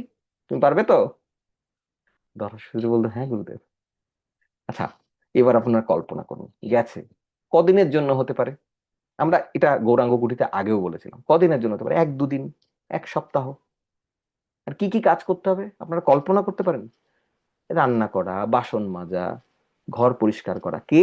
মহাভাগবত দশরথী। আমি আমি কল্পনাও করতে পারি না। এই জন্য বললাম না, আমরা 99.99% আমরা এইটুকু পর্যন্ত বুঝি। সদ্গুরুর কাছে যেতে হবে, তাকে বিনম্র চিত্তে প্রশ্ন জিজ্ঞাসা করতে হবে, অকৃত্রিম সেবার দ্বারা, এইটুকু বুঝি, অকৃত্রিম সেবা করতে হবে, কিন্তু তাকে সন্তুষ্ট করতে হবে, এই পার্টটা আমরা মিস করি, তাই। এবার দশরথী কি করলেন, তাদের করতে থাকলেন কত দিনের পর দিন, সপ্তাহের পর সপ্তাহ, মাসের পর মাস, এই ঘুরে বছর ঘুরে গেছে, দশরথী ওখানে সার্ভেন্টের কাজ করছেন, সে দীক্ষা নিতে এসেছিল। আচ্ছা, এবার একটু আপনারা কল্পনা করুন তো, আমি আমার জায়গায় বলতে পারি 100% গ্যারান্টি ইম্পসিবল। যদি আমি এইটুকু পর্যন্ত ধরে নিই, আমি ধরে নেওয়া যায় আমি করতে পারতাম, কয়েকদিন পরে আমার মনে হয় গুরুদেব নিশ্চয়ই ভুলে গেছে, গুরুদেবের মনেই নেই যে আমি কোন কাজ করছি। আলটিমেটলি উনি তো মানুষ, তাই না, রাইট? হ্যাঁ, গুরুকে মনুষ্য জ্ঞান না করো কখন, গুরু নিন্দা কবু কর্ণে না করো শ্রবণ। আলটিমেটলি তো উনি মানুষ, আমাদের তো তাই মনে হয়, কিন্তু এখানে কি বলছে, গুরুকে মনুষ্য জ্ঞান না করো কখন। এনিওয়ে, কিন্তু গুরু কিন্তু ভগবান নন, আবার গুরু সাধারণ জীব নন, খুব ইম্পর্টেন্ট পয়েন্ট, এটাও নোট করে রাখার মতো। গুরুদেব ভগবান নন, নিজেও ক্লেম করেন না, আমরাও ভাববো না উনি ভগবান, কিন্তু ভগবানের মতো, he is like god to us, because he is the only way to connect with god. But উনি সাধারণ জীব নন, দুটোই অপরাধ। তো শিবতত্ত্ব আর গুরুতত্ত্ব এইখানেই আলাদা, যে শিবজিও এই একই ক্ষেত্রে, মানে শিবজি ভগবান নন, ভগবান বললে কিন্তু অপরাধ। ভগবানকে কৃষ্ণের সাথে যদি শিবজির তুলনা করেন তাহলে অপরাধ। গুরুদেবও ভগবান নন, আবার গুরুদেব সাধারণ জীবও নন। এনিওয়ে, তা দশরথীর তো মনে হতেই পারতো যে গুরুদেব নিশ্চয়ই ভুলে গেছে, আর আমি আসছি দীক্ষা নিতে, আমাকে পাঠিয়ে দিয়েছে তার শিক্ষাগুরুর মেয়ের বাড়িতে, মানে তার শিক্ষাগুরুর বাড়িতে পাঠালেও একটা কথা বলতাম, তার মেয়ের বাড়িতে, তার মেয়ের বিয়ে হয়ে গেছে, সেখানে পাঠাচ্ছে। আপনি কল্পনা করতে পারেন, আমার আমার আমার ধারণায় আসেন, আমার কল্পনা আসেন, আমি এইটুকু চিন্তা করলে মনে হয় এটা আমার ডাইজেস্ট ক্ষমতার ঊর্ধ্বে, এটা আমার হজম হবে না। বছর হয়ে গেছে, বছর হয়ে গেছে, স্বাভাবিকভাবে এটা এরকম মনে হবে কিছুই হয়নি। এই দশরথী একবার বাসন ধুতে গেছে, দশরথী বাসন ধুতে গেছে, সেই চাকর হয়ে কাজ করছে মহাপূর্ণার মেয়ের বাড়িতে। তো বাসন ধুতে গেছে, এইদিকে পাশে একটা জায়গায় প্যান্ডেল প্রোগ্রাম হচ্ছিল, প্যান্ডাল প্রোগ্রাম হয় না, প্যান্ডেল প্রোগ্রামে ভাগবত কথা হচ্ছিল। তা সেখানে একজন ভাগবত বক্তা কিছু ভগবতমের একটা শ্লোক, তার একটা ব্যাখ্যাটা গড়বড় করে দিয়েছে, ব্যাখ্যাটা পুরো অপব্যাখ্যা করে দিয়েছে। তো তো মহাপূর্ণার বাড়িতে কাজ করা যে এই দাস, এই যে সার্ভেন্ট, যারা নাম হচ্ছে আসলে দশরথী, তো উনি বাসনটা ধোয়া রেখে, বাসনগুলো রেখে একটু গিয়ে যিনি ভগবত পাঠ করছেন তারকে গিয়ে আস্তে আস্তে কানে কানে আর কি এটা বলেছেন, যে আপনি যদি কৃপা করে এই জায়গাটা সংশোধন করে দেন, এরকম বোধ হয়, এরকম বলে খুব বিনম্র ভাবে। তো উনি যে ভগবত বক্তা, উনি খুব ভালো ব্যক্তি, সঙ্গে সঙ্গে বলছে, হ্যাঁ তুমি তো ঠিক কথা বলেছো। তখন উনি বলেছেন, এই যে এসে বলেছেন না, এই যে এসে কারেকশন করে দিয়েছেন, ওখানে কয়েকজন লোক রেকগনাইজ করতে পারছে, আচ্ছা ইনি দশরথী না। তখন বলছে, না না না, আশেপাশের গ্রামবাসীরা বলছে এ তো ওই বাড়ির কাজের লোক, ওই বাড়িতে কাজ করে। তখন বলছে, না, এ তো মহাভাগবত দশরথী। এনিওয়ে, দে রেকগনাইজড, তারা চিনতে পারে। তো এরপরে যে তারা গুরুদেবকে জানায়, তখন গুরুদেব তাকে ইমিডিয়েটলি গ্রহণ করেন, হৃদয়ে লাগিয়ে নেন, এবং দিব্য জ্ঞান হৃদে প্রকাশিত, ওইখানে বসে থেকে শিষ্যরা যা যা অধ্যয়ন করেছে রামানুজাচার্যের কাছে, দশরথী 1 বছরের এই সেবায় গুরুদেবকে সন্তুষ্ট করার মাধ্যমে সবকিছু আয়ত্ত করে নেয়। এই একই রকম ঘটনা অনেকগুলো শিষ্যর ক্ষেত্রে ঘটে, আমরা সবার কথা বলছি না, কিন্তু এখন আপনাদের একটা জগন্নাথের গল্প শোনাবো শেষ করার আগে, এইটা উপলব্ধি করার জন্য।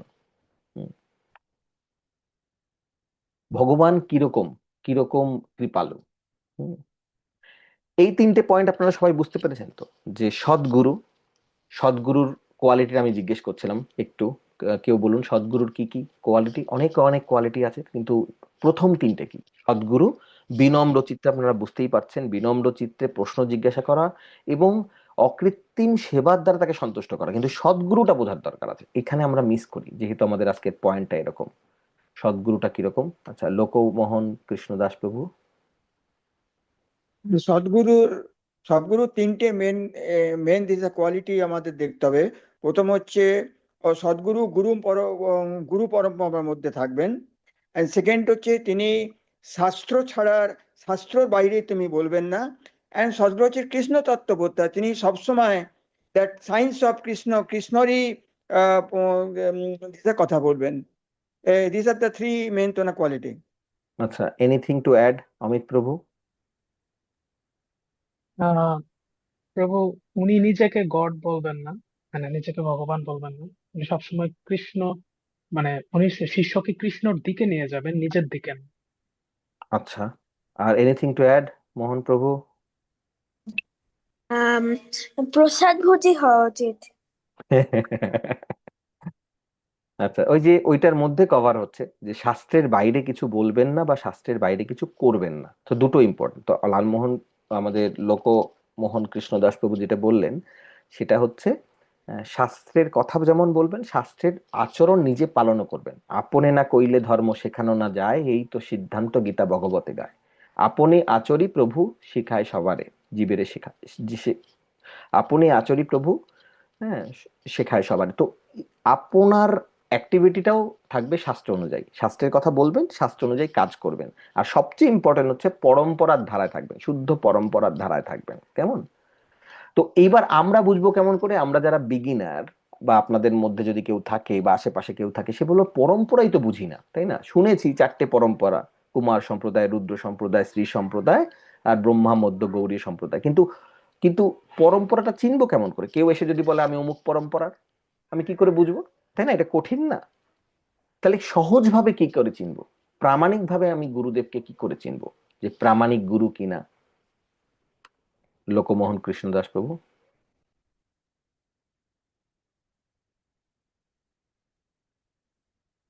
প্রভু আনমিউট করতে হবে। গুরুদেবের যে অন্যান্য শিষ্য আছে তাদের আচার প্রচার, তাদের জীবনযাত্রা, এগুলো দেখে আমরা বুঝতে পারবো। Very nice, very nice. এইটা হচ্ছে সহজ উপায়। কেমন? এটা হচ্ছে সহজ উপায়। যদি একজন প্রামাণিক গুরুদেব থাকেন, তার আরো অলরেডি অনেক শিষ্য থাকেন, তার 10 জন শিষ্য থাকে, তার মধ্যে 9 জন শিষ্যই যদি উল্টোপাল্টা কাজ করে, তাহলে বুঝাইতে পারছি, তাই না? হতে পারেন উনি bonafide guru, but I should not take any risk. Right? Right? বোঝাতে পারছে? কারণ একটা প্রামাণিক গুরুর কখনো এরকম উল্টো পাল্টা জায়গায় করবেন না। যেমন আমি মাছ, এই যে মোহন প্রভু যেটা বললো যে প্রসাদ খাবেন, আমি প্রসাদ দেখি যদি কোনোদিন পাই, আমার গুরুদেব বলেছেন দেখো চিত্তকে, যার চিত্তে পৃথিবী আনন্দময়, যার চিত্তে জালয়, আত্মাকে কষ্ট দিয়ে কোনোদিন ধর্ম হয় না। হ্যাঁ, তো তো এই জন্য আমাকে বলেছেন তুমি চেষ্টা করো প্রসাদ খেতে, দেখো কতদিন পারো। 99% এই বাংলা এবং সাউথ ইন্ডিয়ায় যা গুরুদেব আছেন পথ চলতি, যাদের সংসার চলে এই ব্যবসা করে, তো তাদের মধ্যে এই প্রবণতাই দেখা যায়। করো, কারণ কি নাহলে তো কাস্টমার হবে না, না? এটা তো কাস্টমার, যেমন ডাক্তারের কাস্টমার হয়, এটাও কাস্টমার। তো এইরকম, এই জন্য তারা বলে খাইয়া মাগুর মাছের ঝোল, শুইয়া যুবতীর কোল, বেটা চাঁদ বদনে হরি হরি হরি বল। তো এই ধরনের জিনিস নয়, কিন্তু আমরা যখন শিষ্যের কোয়ালিটি দেখব, শিষ্যদের মধ্যে সিনসিয়ারিটি দেখব, শিষ্যদের সেবা ভাব দেখব, শিষ্যদের কোয়ালিটি দেখে আমরা গুরুর পরিচয় পেয়ে যাব। এটা খুব ইম্পর্টেন্ট।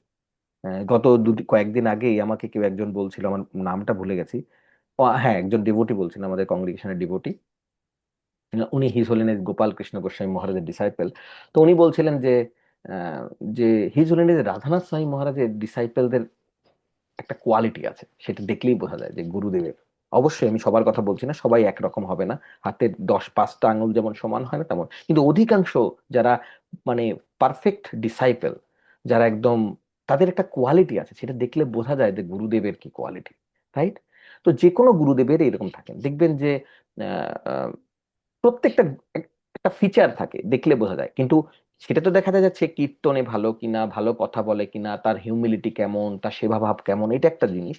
কিন্তু অ্যাটলিস্ট এটা বোঝা যাবে যে তারা প্রামাণিক কিনা, প্রামাণিক গুরুদেব কিনা। কেমন? তো যাই হোক, সদ্গুরু সম্বন্ধে আমরা খুব সাবধান থাকবো। সদ্গুরু বিনম্র চিত্তে প্রশ্ন জিজ্ঞাসা করা এবং অকৃত্রিম সেবার দ্বারা তাকে সন্তুষ্ট করা। তাহলে কি হয়? তাহলে যদি আমরা এই জন্মে ভগবানকে সামনাসামনি দেখতে না পাই, আমি জানি না আপনাদের মধ্যে কজন দেখতে পেয়েছেন, আমি এখনো পাইনি, তাহলে আমাদের কি হোপ নেই ভগবানকে সেবা করব? গোলক বৃন্দাবনে যাবো কিনা তো জানি না, কারণ গোলক বৃন্দাবনে যেতে গেলে সবচেয়ে যেই জিনিসটা, কোয়ালিটিটা দরকার হয়, নো এনভি। হ্যাঁ, মানে কাম, ক্রোধ, লোভ, মোহ, মদ, মাৎসর্য এগুলো থেকে বেরিয়ে আসার সাথে সাথে সবচেয়ে ইম্পর্টেন্ট পার্ট যেটা যেটা নিয়ে আমরা স্ট্রাগল করি ডিভোশনাল পথে এসেও, নো এনভি। মানে এনভি থেকেই যায়, কিন্তু নো এনভি হচ্ছে কোয়ালিটি টু এন্টার গোলক বৃন্দাবন, যাতে আমরা ওখানে গিয়ে পরিবেশ দূষিত না করি। কিন্তু আমাদের মধ্যে রয়েই গেছে, তাই না? কারো মধ্যে 5%, কারো মধ্যে 50%, কারো মধ্যে 75% রয়ে গেছে। তাহলে আমাদের হোপ কি? আমরা কি পরজন্মে আবার গুরুদেবকে পাবো? পাবো কি না কে জানে। যদি না পাই তাহলে কিভাবে, আমাকে কি কখনো ভগবান দর্শন দেবে না? তো আপনাদের আজকে ক্লাস শেষ করার আগে আজকে জাস্ট 5-6 মিনিট একটা গল্প, জগন্নাথের একটা গল্প বলে শেষ করব, কেমন? একটা কসাই ছিল, একটা কসাইয়ের গল্প। সদন কসাই। তো সদন কসাই বলে একটা কসাই ছিল। সে, তার কাজ হচ্ছে মাংস কাটা, মাংস কেটে সে বিক্রি করে। এটা নতুন কি, তাই না? আপনারা অনেকেই দেখেছেন যে মাংস কাটে বিক্রি করে। এই সদন কসাই কি করতো, মাংসটা যখন ওজন দেওয়ার জন্য বিভিন্ন বাটখারা বলে না ওটাকে, 1 কেজি 2 কেজি এরকম বাটখারাই তো বলে আমি যদি ঠিক বলে থাকি। তো ওইটা যে দিত তোলার জন্য, যে দিত, তার সাথে সাথে অনেকগুলোর সাথে সাথে দেখেছেন যে কোনো কোনো জায়গায় একটা পাথর থাকে, একটা পাথর থাকে, যে পাথরটা দিয়েও ওটা সাবস্টিটিউট করে দেয় যে এইটায় পাথরটা হচ্ছে 0.5 কেজি বা 250 গ্রামের মতো। তো ওরকম একটা পাথর দিত। তো এরকম একটা পাথর দিত। তো এই সদন গোসাই এই কাজই করত। হঠাৎ করে ওইখান দিয়ে কোনো একজন ব্রাহ্মণ, মানে খুব ভালো বৈষ্ণব ব্রাহ্মণ যাচ্ছিল নাকে কাপড় দিয়ে, কারণ ওই মাংসের দোকানে পাশ দিয়ে যাচ্ছে। তো হঠাৎ তার চোখ পড়ে ওই বাটখারার দিকে। ওই বাটখারার তুলো যেটাতে ওজন দিচ্ছে, দেখে যে শালিগ্রাম শিলা নড়নড় করছে। হ্যাঁ, ও তাড়াতাড়ি নাকে কাপড় দিয়ে যায়, গিয়ে বলে, এই সদন তুমি কি করছো? সদন কসাই তুমি কি করছো? বলে, কেন? কেন ঠাকুর মশাই, কি হয়েছে? তার মানে তুমি জানো এটা কি? বলে, এটা কি? বলে, এটা শালিগ্রাম। তুমি এটা দিয়ে তুমি মাংস বিক্রি করছো? সদন কসাই তখন বলে, আমি কি করে জানবো, আমি পাপী মানুষ। আপনি তাড়াতাড়ি কৃপা করে এনাকে নিয়ে যান, আমি তো এইসব জানি না, আমি তো আমি না জেনে এই কাজ করেছি, আমাকে ক্ষমা করে দিন। আর ক্ষমার চায় ভগবানের কাছে, ভগবানের কাছে ক্ষমা চায়। আর সেই সাধু, সেই বৈষ্ণব, উনি ওটা নিয়ে আসে, তাড়াতাড়ি নিয়ে এসে আহ, পবিত্র নদীর জলে স্নান করিয়ে, পঞ্চামৃত দিয়ে স্নান করিয়ে, তাই না, পঞ্চগব্য দিয়ে করিয়ে তাকে সুন্দর আসনে বসায়, ভগবানের কাছে কান্না করে বলে, ভগবান তুমি কি কি লীলা করো, কোথায় কোথায় কার কার হাতে চলে যাও, কি তোমার, মানে তুমি কি মার্সিফুল। তারপরেও ও বহাল তো বিয়েতে আছে, তোমাকে দিয়ে তুমি মাংস বিক্রি করার ওখানে চলে গেছো।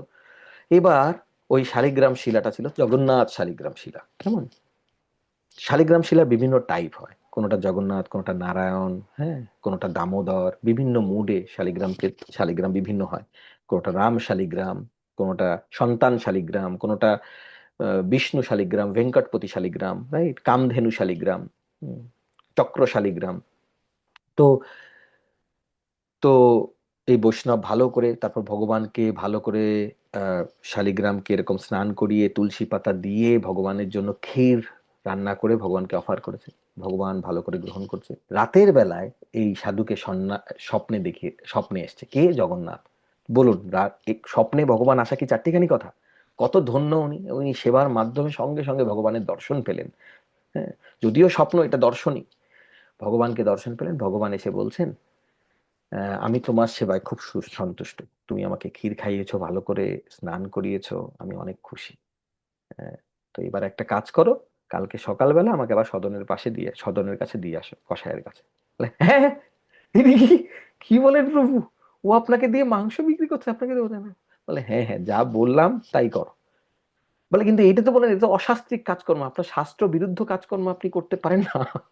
ভক্ত বলছে, আপনি এরকম অশাস্ত্রিক কাজ করেন, মাংস বিক্রি করছে, আপনাকে বাটখারাতি, আর আপনি বলছেন তার কাছে যাবেন? আপনার কি মানে, প্রভু আমাকে যদি না বুঝিয়ে দেন আমি তো বুঝতে পারছি না কিছু, এটা রহস্য কি? তোমার দেখো, আমাকে আমার ভক্তরা কখনো কখনো পঞ্চামৃত দিয়ে অভিষেক করে, আমি খুব আনন্দ পাই। কখনো কখনো পঞ্চগব্য দিয়ে স্নান করায় আমি খুব আনন্দ পাই। কেউ সুন্দর করে শৃঙ্গার করায় আনন্দ পাই। কেউ ভালো ভালো ভোগ রান্না করে দেয়, 56 ভোগ, আমি খুব আনন্দ পাই। কেউ ভালো ভালো গার্ল্যান্ড বানায়, ভালো মালা বানিয়ে দেয়, আমি খুব আনন্দ পাই। কেউ আমাকে ভাগবতম পড়ে শোনায়, আমি খুব আনন্দ পাই। কেউ কীর্তন করে শোনায়, আমি আনন্দ পাই।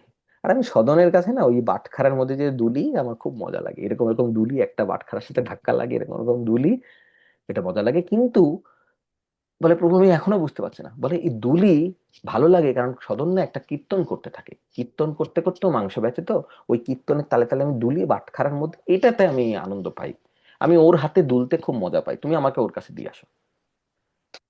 কি করবে এই বৈষ্ণব, আপনি ভাবতে পারছেন আমাদের কি দশা হতো সেই সদন কসাইয়ের কাছে শালিগ্রাম নিয়ে গিয়ে উপস্থিত, তুমি আবার মাংস বেচো বাবা, যেমন করছিলে তেমনই করো। এই কথা শুনে তখন সদন কসাই বলে কি আমার কাছে নিয়ে এসছেন কেন, একে খবরদার, আমি পাপী মানুষ।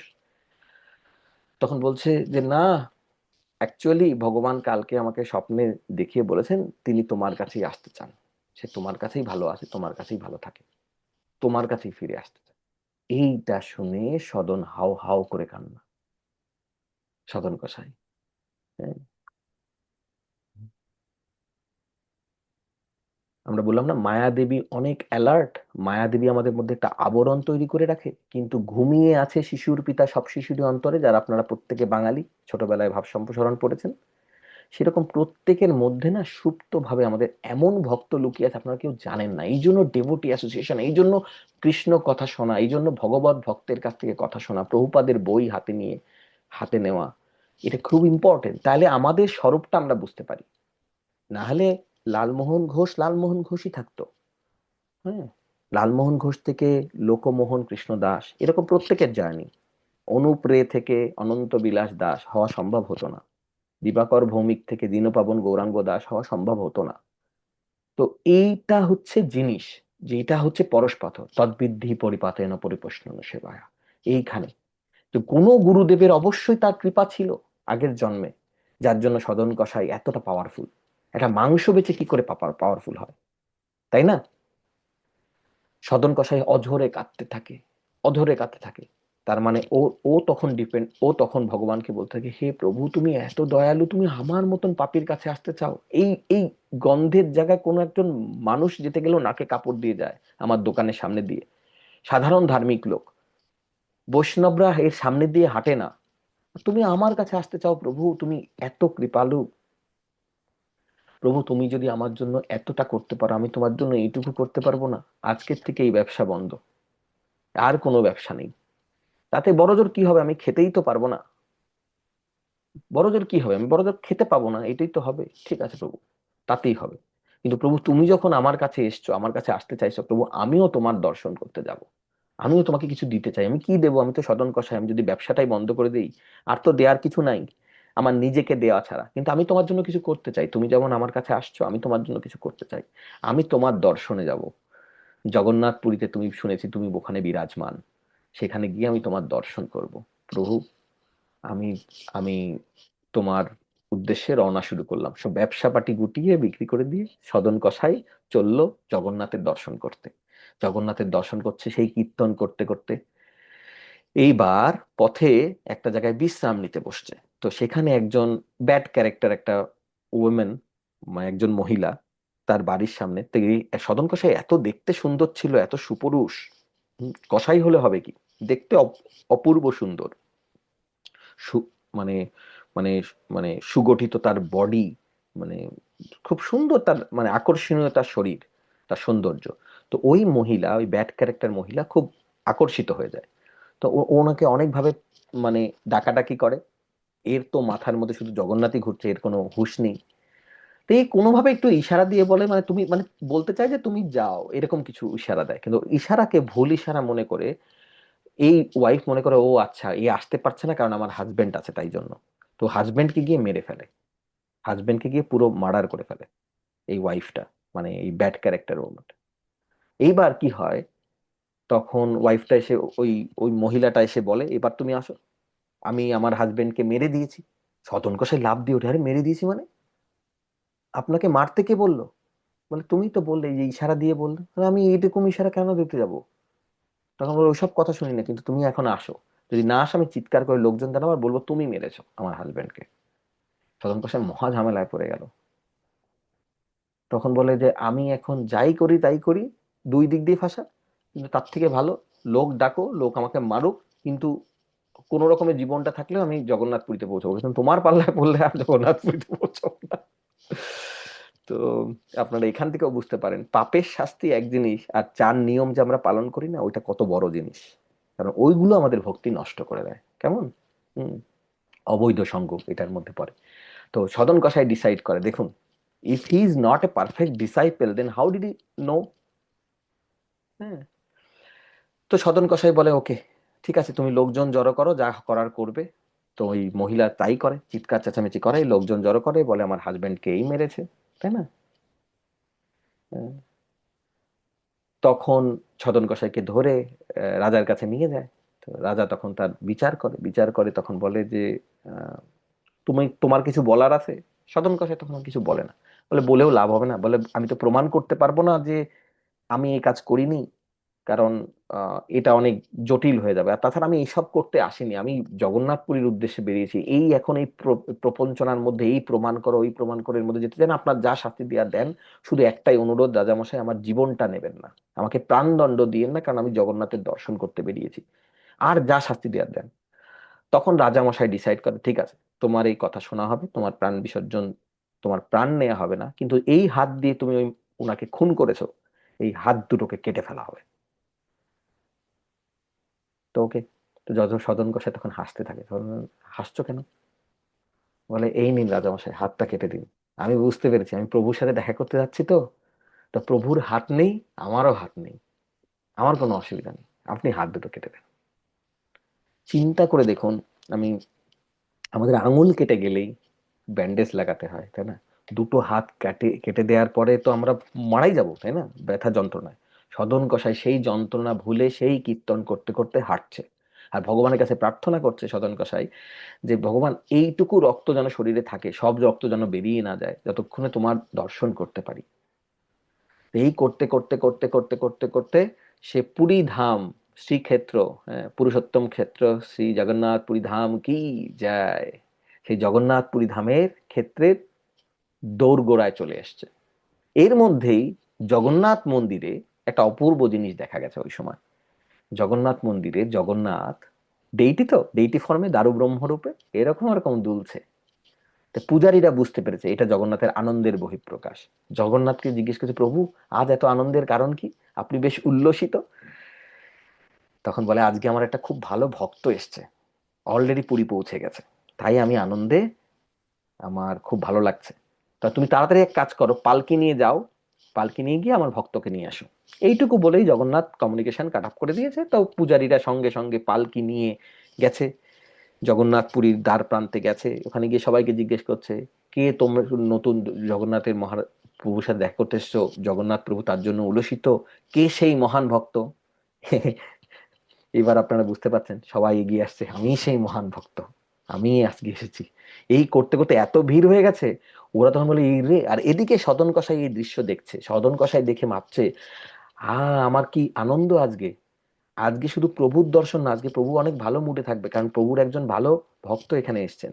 আমি একটা কাজ করব, প্রভুর কাছে যাওয়ার আগে সেই ভক্তের কাছে আগে চরণে প্রণাম করব, সেই ভক্ত আমাকে বলে দিতে পারে, সেই ভক্তের আশীর্বাদ নিয়ে আমি যখন প্রভুর সাথে দেখা করব, তখন জগন্নাথ আমাকে গ্রহণ করবে। সদন কসাই এটাই ভাবছে। আর এইদিকে ওই পালকি নিয়ে যখন আসছে, তখন চারিদিক থেকে সবাই ঘিরে ধরেছে, আমি ভালো ভক্ত, আমি সেই ভক্ত, আমি সেই ভক্ত, আমি এসছি, জগন্নাথ আমার জন্যই পালকি পাঠিয়েছে, রাইট? কারণ ওরা জিজ্ঞেস করছে, তখন ওরা ওখান থেকে পালকি নিয়ে পালিয়ে এসছে কোনো রকমে। এসে তখন জগন্নাথ বলে, কই এলে না, নিয়ে এলে না আমার ভক্তকে? বলে, কি বলেন প্রভু, আপনার ওখানে তো এত ভক্ত, আর সবাই এসে বলছে তারাই সবাই ভক্ত, এবার কাকে আমরা নিয়ে আসবো? আপনি আমাদের কিছু ইন্ডিকেশন করুন, কিছু ইঙ্গিত তো দিন, ওই ভক্ত কি, আগে তো আপনি তো বলেননি যে ওই ভক্ত কিরকম দেখতে, বা কিছু তো একটা লক্ষণ বলুন, যাতে আমরা বুঝতে পারি যে এটাই সেই ভক্ত, নাহলে তো সবাই এগিয়ে আসছে, সবাই ভক্ত আপনার, কি করে বুঝবো? তখন জগন্নাথ বলে, এটা খুব সোজা, আমার ভক্তের আমার মতোই হাত নেই। হ্যাঁ, তো এইবার গেছেন, এবার গিয়ে তার কষ্ট হয়নি, যে দুই হাত কাটা আর কজনের থাকে, একজন সদন কসাইকে খুঁজে পেয়েছে। সদন কসাইকে বলছেন, আসুন আসুন আসুন আসুন, আপনার জন্য পালকি নিয়ে এসেছি। তখন বলছে, আপনারা কোথাও একটা ভুল কাজ করছেন, আমি আমি কোনো ভক্ত না, আমি একটা কসাই, আমি ভক্ত না, আপনারা ভুল কাজ করছেন, কোথাও একটা ভুল আছে। বলে, কোনো ভুল হয়নি, এবার জগন্নাথ ক্লিয়ার ইন্ডিকেশন দিয়ে দিয়েছে, আপনি আসুন, উঠুন, বসুন। তো কিছুতেই ছাড়বে না, তখন বলছে, ঠিক আছে আমি আপনাদের সাথে যাব, কিন্তু আমি পালকিতে উঠবো না, সেই যোগ্যতা আমার নেই, আমি আপনাদের সাথে হেঁটে হেঁটে যাচ্ছি, আপনারা যে আমাকে নিতে এসেছেন, জগন্নাথ যে আমাকে স্মরণ করেছে, এটাই আমি আমি আমার মোর দেন আই ডিজার্ভ। সদন কষাই হাঁটতে হাঁটতে চললো। এইবার যারা আপনারা জগন্নাথ পুরীতে গেছেন, সবাই গেছেন কি জগন্নাথ পুরীতে? যারা যাননি তারা অবশ্যই যাবেন। দক্ষিণ দুয়ারে ওই যে পতিতপাবন জগন্নাথ থাকে, কারণ এটা সুন্দর পাস টাইম। কিভাবে পতিতপাবন জগন্নাথ এলো, এটাও একটা ভক্তের জন্যই ভগবানের এইরকম রেসিপ্রোকেট। জগন্নাথের অনেক অনেক লীলা আছে, জগন্নাথের অনেক অনেক লীলা আছে। আর ইনফ্যাক্ট আপনারা যখন প্রিচিং করবেন তখন সবাইকে জগন্নাথের কথাই আগে বলবেন। কেমন, সবাই বুঝতে পারছেন? কারণ জগন্নাথকে কথা আগে বলবেন, গৌর নিতাইও পরে আসে। গৌর নিতাই তারপরে, যখন ভক্তি পথে পা রাখবে, ভক্তের প্রতি অনুরাগ জন্মাবে, তখন গৌর নিতাই। রাধাকৃষ্ণ তো প্রশ্নই আসে না, রাধাকৃষ্ণ দূরে থাক। রাধাকৃষ্ণ প্রাণমোর যুগল কিশোর, ওই প্রাণের মধ্যে না। জগন্নাথকে সবার ঘরে ঘরে দিন, জগন্নাথকে দিন। জগন্নাথ অনেক অনেক মার্সিফুল, কোনো অসুবিধা নেই জগন্নাথকে। জগন্নাথ হচ্ছে মানে একদম অদোষদর্শী, কোনো দোষই দেখে না। শুধু একটা জিনিস নিতে পারে না। কি নিতে পারে না? অহংকার। এই একটা জিনিস নিতে পারে না জগন্নাথ, তাছাড়া সব কোনো অসুবিধা নেই। জগন্নাথের কৃপায়, এই জন্যই তো এত মার্সিফুল বলেই তো সে রথে বের হয়। আর কোনো ডেটিকে দেখেছেন রথে বের হয়? এই জন্যই তো তার চোখের পাপড়ি নেই। জগন্নাথ এত দয়ালু। তো সদন কসাই এবার যখন জগন্নাথ মন্দিরের প্রান্তে এসছে, আসার পরে তখন জগন্নাথ মন্দিরে ঢোকার আগে পতিতপাবন জগন্নাথের দর্শন হয়েছে, যার কাহিনী আছে। এক মুসলমান ভক্তকে আহ, কৃপা করার জন্যই এই জগন্নাথ এই পতিতপাবন রূপে ওখানে বিরাজমান থাকেন। যাই হোক, সেই পতিতপাবন জগন্নাথের যখন দর্শন করেন তখন ওর চোখ দিয়ে অশ্রু নির্গত হতে থাকে। এত দূর থেকে কাটা হাত নিয়ে এসছে। এবার সে প্রথমবারের মতন তাকে যখন প্রণাম করতে যায়, দণ্ডবত প্রণাম করতে যায়, তখন তার মনে কষ্ট লাগে এবং প্রথমবারের জন্য উপলব্ধি হয়, হে প্রভু, আমার তো তোমার মতোই আমার হাত নেই, কিন্তু আজ মনে হচ্ছে যদি আমার হাতটা থাকতো আমি তোমাকে দণ্ডবত প্রণাম করতাম। এই ভাবনা মাত্রই তার দুটো হাত অটোমেটিকলি তৈরি হয়ে গেল। একদম সে কাটা হাত থেকে সবার চোখের সামনে, এভরিবডি অ্যারাউন্ড দেয়ার। এটা সত্যি ঘটনা। সদন কষায়ের দুটো হাত সঙ্গে সঙ্গে, কাটা হাত সঙ্গে সঙ্গে দুটো হাত দিয়ে সে দণ্ডবত প্রণাম করলো। সদন কষায় নির্বাহ, আরে বাবু কি মিরাকেল দেখাইলা, কি চমৎকার জাদু দেখাইলা, এসব কিচ্ছু না। সদন কষায় জানে প্রভু যদি আমার মতন পতিতকে গ্রহণ করতে পারে, তাই তো তার নাম পতিত পাবন। তো সে তার পক্ষে এটা কি, সে নিয়েছে আমার হাত, সে দিয়েছে আমার হাত। তো আমাদের বিভিন্ন কর্মের কারণে আমাদের ভোগান্তি থাকে, কিন্তু we should not be disturb with this suffering. সদন কসাই একবারও মনে করেনি ভগবান আমি তোমার পথে চলছি আর আমার হাতটা কেটে নিলে। হ্যাঁ, তাও আবার মিথ্যা অপরাধে, তাও যদি আমি সত্যি সত্যি কিছু করতাম। সদন কসাই মনে করছে তার ডিজার্ভ করে না তার বডি থাকার। আর আমরা কি ডিজার্ভ করি? সুতরাং আমরা কি মনে করি বলুন? আমাদের জীবনে যখন কোনো রকম কোনো একটু পান থেকে চুন খসে যায়, তখন মনে হয় ভগবান তুমি কি এটা দেখতে পাচ্ছ না? বলি বা নাই বলি, মনের মধ্যে তো চলে, ভগবান তুমি কি এটা দেখতে পাচ্ছ না? একাদশীর উপোসগুলো কি তুমি কাউন্ট করনি? ভোরবেলা যে মঙ্গল আরতি, এই যে এতদিন মন্দিরে গেলাম, কটা বুক ডিস্ট্রিবিউট করেছি তুমি জানো? হ্যাঁ, মনের মধ্যে এগুলো চলতেই থাকে। ভগবান আমি দীক্ষিত হয়ে গেছি, তার মানে কি তুমি আমার ব্যাপারটা জানো না নাকি? আদৌ তুমি আছো তো? নানা রকম প্রশ্ন উঠে দেয়। আমার আমার চাকরি নেই, আমার ঠ্যাং নেই, আমার হাত নেই, আমার আমার মা, তুমি ব্যাপারটা বুঝছো না? আমার মা কেন গেল? তার তো অল্প বয়স ছিল। এক একজন তো 80 বছর 85 বছর পর্যন্ত বেঁচে আছে, কারো কারো 90 বছর পর্যন্ত বেঁচে আছে, 100 বছর পর্যন্ত বেঁচে আছে। তুমি আমার সাথে এগুলো কেন করছো ভগবান? মনের মধ্যে আসে কিনা? ভক্তি মানে হচ্ছে শরণাগতি।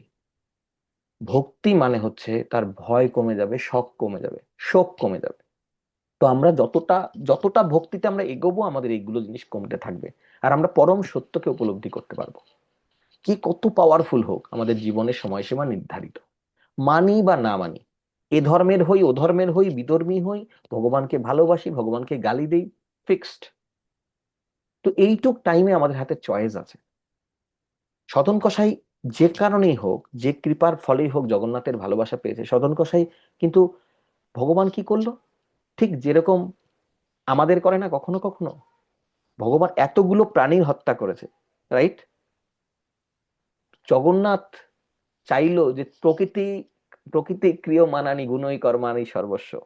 হ্যাঁ, অহংকার ও বিমূঢ় আত্মা কর্তা অহমিতি মন্যতে। দৈবী হেস্যা গুণময়ী মম মায়া দূরত্বয়া। তার তার যে প্রকৃতির নিয়ম, তিনি ইন্টারফেয়ার করেন না, কিন্তু তিনি ইন্টারফেয়ার করেন, খুব ট্যাক্টফুলি করেন। যে কারণে গোপাল বলতো না, দামোদর বলতো না, মা আমি তো মাখন খাইনি। কার কার মনে হয় মিথ্যে কথা বলছে? মাখন তো খেয়ে মুখে লেগে আছে, মাখন খাইনি। কার কার মনে হয় মিথ্যে কথা বলছে? তাই না? মিথ্যেই তো বলছে, মাখন খাইনি মানে কি, মুখে মাখন লেগে আছে। আমি মাখন চুরি করিনি।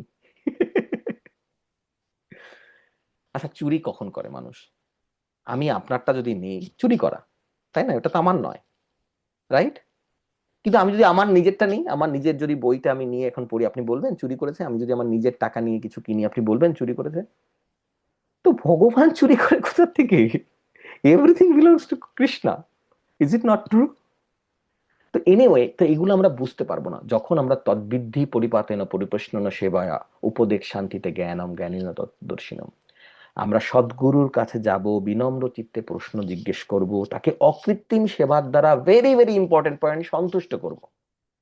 আমরা সব কটা করার পরেই মনে করি যে আমার তো কাজ ডান, এখন তো হওয়া উচিত, result should be according to my expectation. কি আমার জীবনে হোক, আর কি এই বৈষ্ণবকে, আর এই বৈষ্ণবটা একটু ঘটনা আছে, সহজে শুধু তুষ্টই হয় না।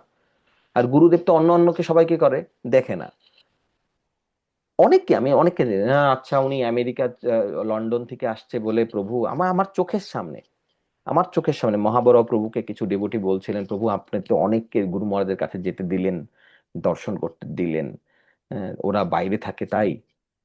মহাবড় প্রভু আমার দিকে তাকাচ্ছেন, আমিও চুপ করে মাথা নিচু করে দাঁড়িয়ে আছি।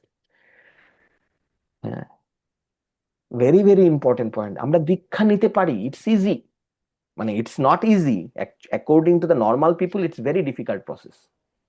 আমি এই জন্যই আজকে আমাদের কথাটা শুরু করলাম যে লালমোহন ঘোষ থেকে লোকমোহন কৃষ্ণ দাস হওয়ার জার্নি, এরকম জার্নি আমাদের এখানে অনেকেই আছে।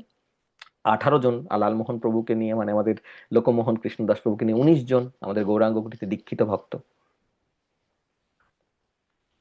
তো সবার জার্নি তো একই রকম। এই জার্নিটাতে অনেক কঠিন, তারপরেও ইনিশিয়েশন ইজি, বাট ডিসাইপেল হওয়া অনেক টাফ। তো এই সদ সদন এই কসাই, সদন কসাই থেকে হয়ে গেল সদন গোসাই, রাইট? সদন কসাই থেকে সদন গোসাই হওয়ার যে জার্নিটা, এটা অবশ্যই গুরুদেবের কৃপা। স্বয়ং জগন্নাথ এসে গুরুর রূপ ধারণ করলেন। যার জীবনে হবে তার জীবন তো আলাদা, কিন্তু আমাদের জীবনে কি হয়নি? স্বয়ং জগন্নাথ কি আমাদের গুরু রূপে গ্রহণ করেননি? বোঝাতে পারছি? আমাদের গুরু রূপে গ্রহণ করেছেন। আমাদের সেই আইজ নেই, আমাদের সেই শরণাগতি নেই, আমরা তাকে তুষ্ট করতে চাই না, আমরা শুধু আমাদের পার্টটুকু করে এক্সপেক্ট করি রেজাল্ট।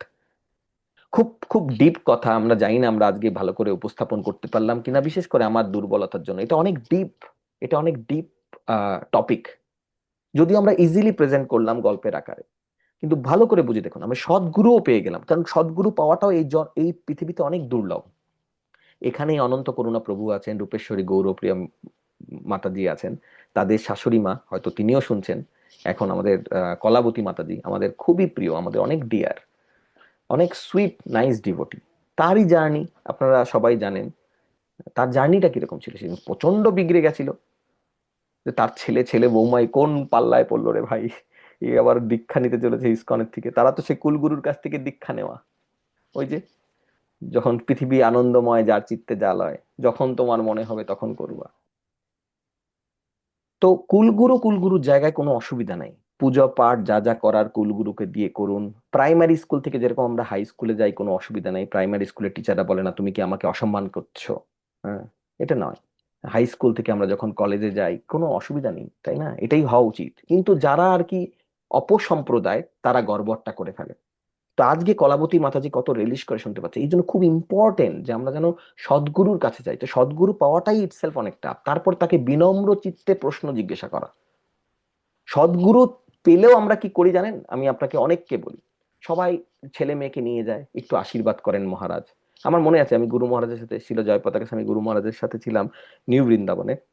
তো ওখানে একটা ফ্যামিলি কানাডা থেকে এসছেন, তো ফ্যামিলিটা গিয়ে তখন তাকে তার আশীর্বাদ চাইছেন, তার ফ্যামিলি রিলেটেড আশীর্বাদ চাইছেন যে এই প্রবলেম গুলো যেন সলভ হয়। তো গুরু মহারাজ আমার দিকে তাকালেন, মানে ইশারায় বুঝিয়ে দিলেন, no help them, help her. তখন আমি সঙ্গে সঙ্গে আরেকজন মাতাজিকে বললাম, মাতাজিকে নিয়ে আসুন, আমরা বুঝাই ওনাকে। মাতাজি, আপনি কোটিপতির কাছে আসছেন, আপনি 10 টাকা ভিক্ষা চাইছেন কেন? It will automatically fixed, you can ask for more things. উনি এগুলো, তখন গুরু মহারাজ খুব বিনম্রভাবে বললেন যে আসলে আরেকজন আসছিলেন গ্রিন কার্ডের জন্য। গ্রিন কার্ডের তার জন্য অনেকদিন ধরে অ্যাপ্লাই করতে হচ্ছে না, তার স্ট্যাটাস নিয়ে সমস্যা। তখন গুরু মহারাজ এত সুইট, এত সুন্দর করে বললাম, গ্রিন কার্ডের উপর তো আমার হাত নেই, আমি তো তোমায় গ্রিন কার্ড দিতে পারবো না, এমন কিছু চাও যেটা আমি দিতে পারি। এটা তো উনি বললেন। আমরা ভাবি যে আমরা কত দুর্বুদ্ধি, আমাদের কেউ শেখায়নি যে আমাদের সদ্গুরুর কাছে গিয়ে কি চাইতে হয়। প্রশ্নই জিজ্ঞেস করি না, তাই না? আমরা গিয়ে তাদের জানাই যে আমার কি কি প্রবলেম, দৈনন্দিন দেহ বুদ্ধি নিয়ে আমরা তার কাছে উপস্থিত হই। আমার হাজবেন্ড আমার কথা শুনছেন, আমার ওয়াইফ আমার, হ্যাঁ যদি ভক্তি পথের জন্য এটা দরকার হয়, yes, that blessing is required, যে আমার হাজবেন্ড বা আমার ওয়াইফ যেন ভক্তি পথে আসে। দেখুন, আপনাদের একটা ছোট্ট একটা উদাহরণ দিয়ে আজকের কথা এখানেই রাখি। কারো কোনো প্রশ্ন থাকলে করতে পারেন, আর নাহলে আমরা পরের দিন লিখে রাখুন এখনই, নাহলে ভুলে যান। কিন্তু আমি বারবার প্রত্যেক ক্লাসের শুরুতেই বলি প্রশ্ন আছে, আপনাদের থাকে না, তারপর অনেক মনে পড়ে। একটা দেখুন, আপনি বাড়ির থেকে নিজে রান্না করেছেন, আপনি প্রভুজি হন বা মাতাজি হন, মনে করুন, আপনি ধরে নিন, চোখ বন্ধ করে ইমাজিন করুন, আপনি অফিসে যাচ্ছেন, আপনার নিজের হাতের রান্না নিজে করছেন, নিজের হাতে নিজে টিফিন বক্সে ভরছেন, আপনি লাঞ্চ বক্সটা নিজেই নিয়ে গেলেন অফিসে, অফিসে গিয়ে নিজে খুললেন, ঘরতে দিয়ে দেখলেন প্রত্যেকটা আইটেমে লবণ দেওয়া হয়নি, সবকটা আইটেম খাচ্ছেন, একটা আইটেমে লবণ দেওয়া হয়নি। আপনি কাকে ব্লেম করবেন আমাকে বলুন? কাকে ব্লেম করবেন? প্রতিবেশী, লবণের দোকানদার, অফিসের বস, কাকে?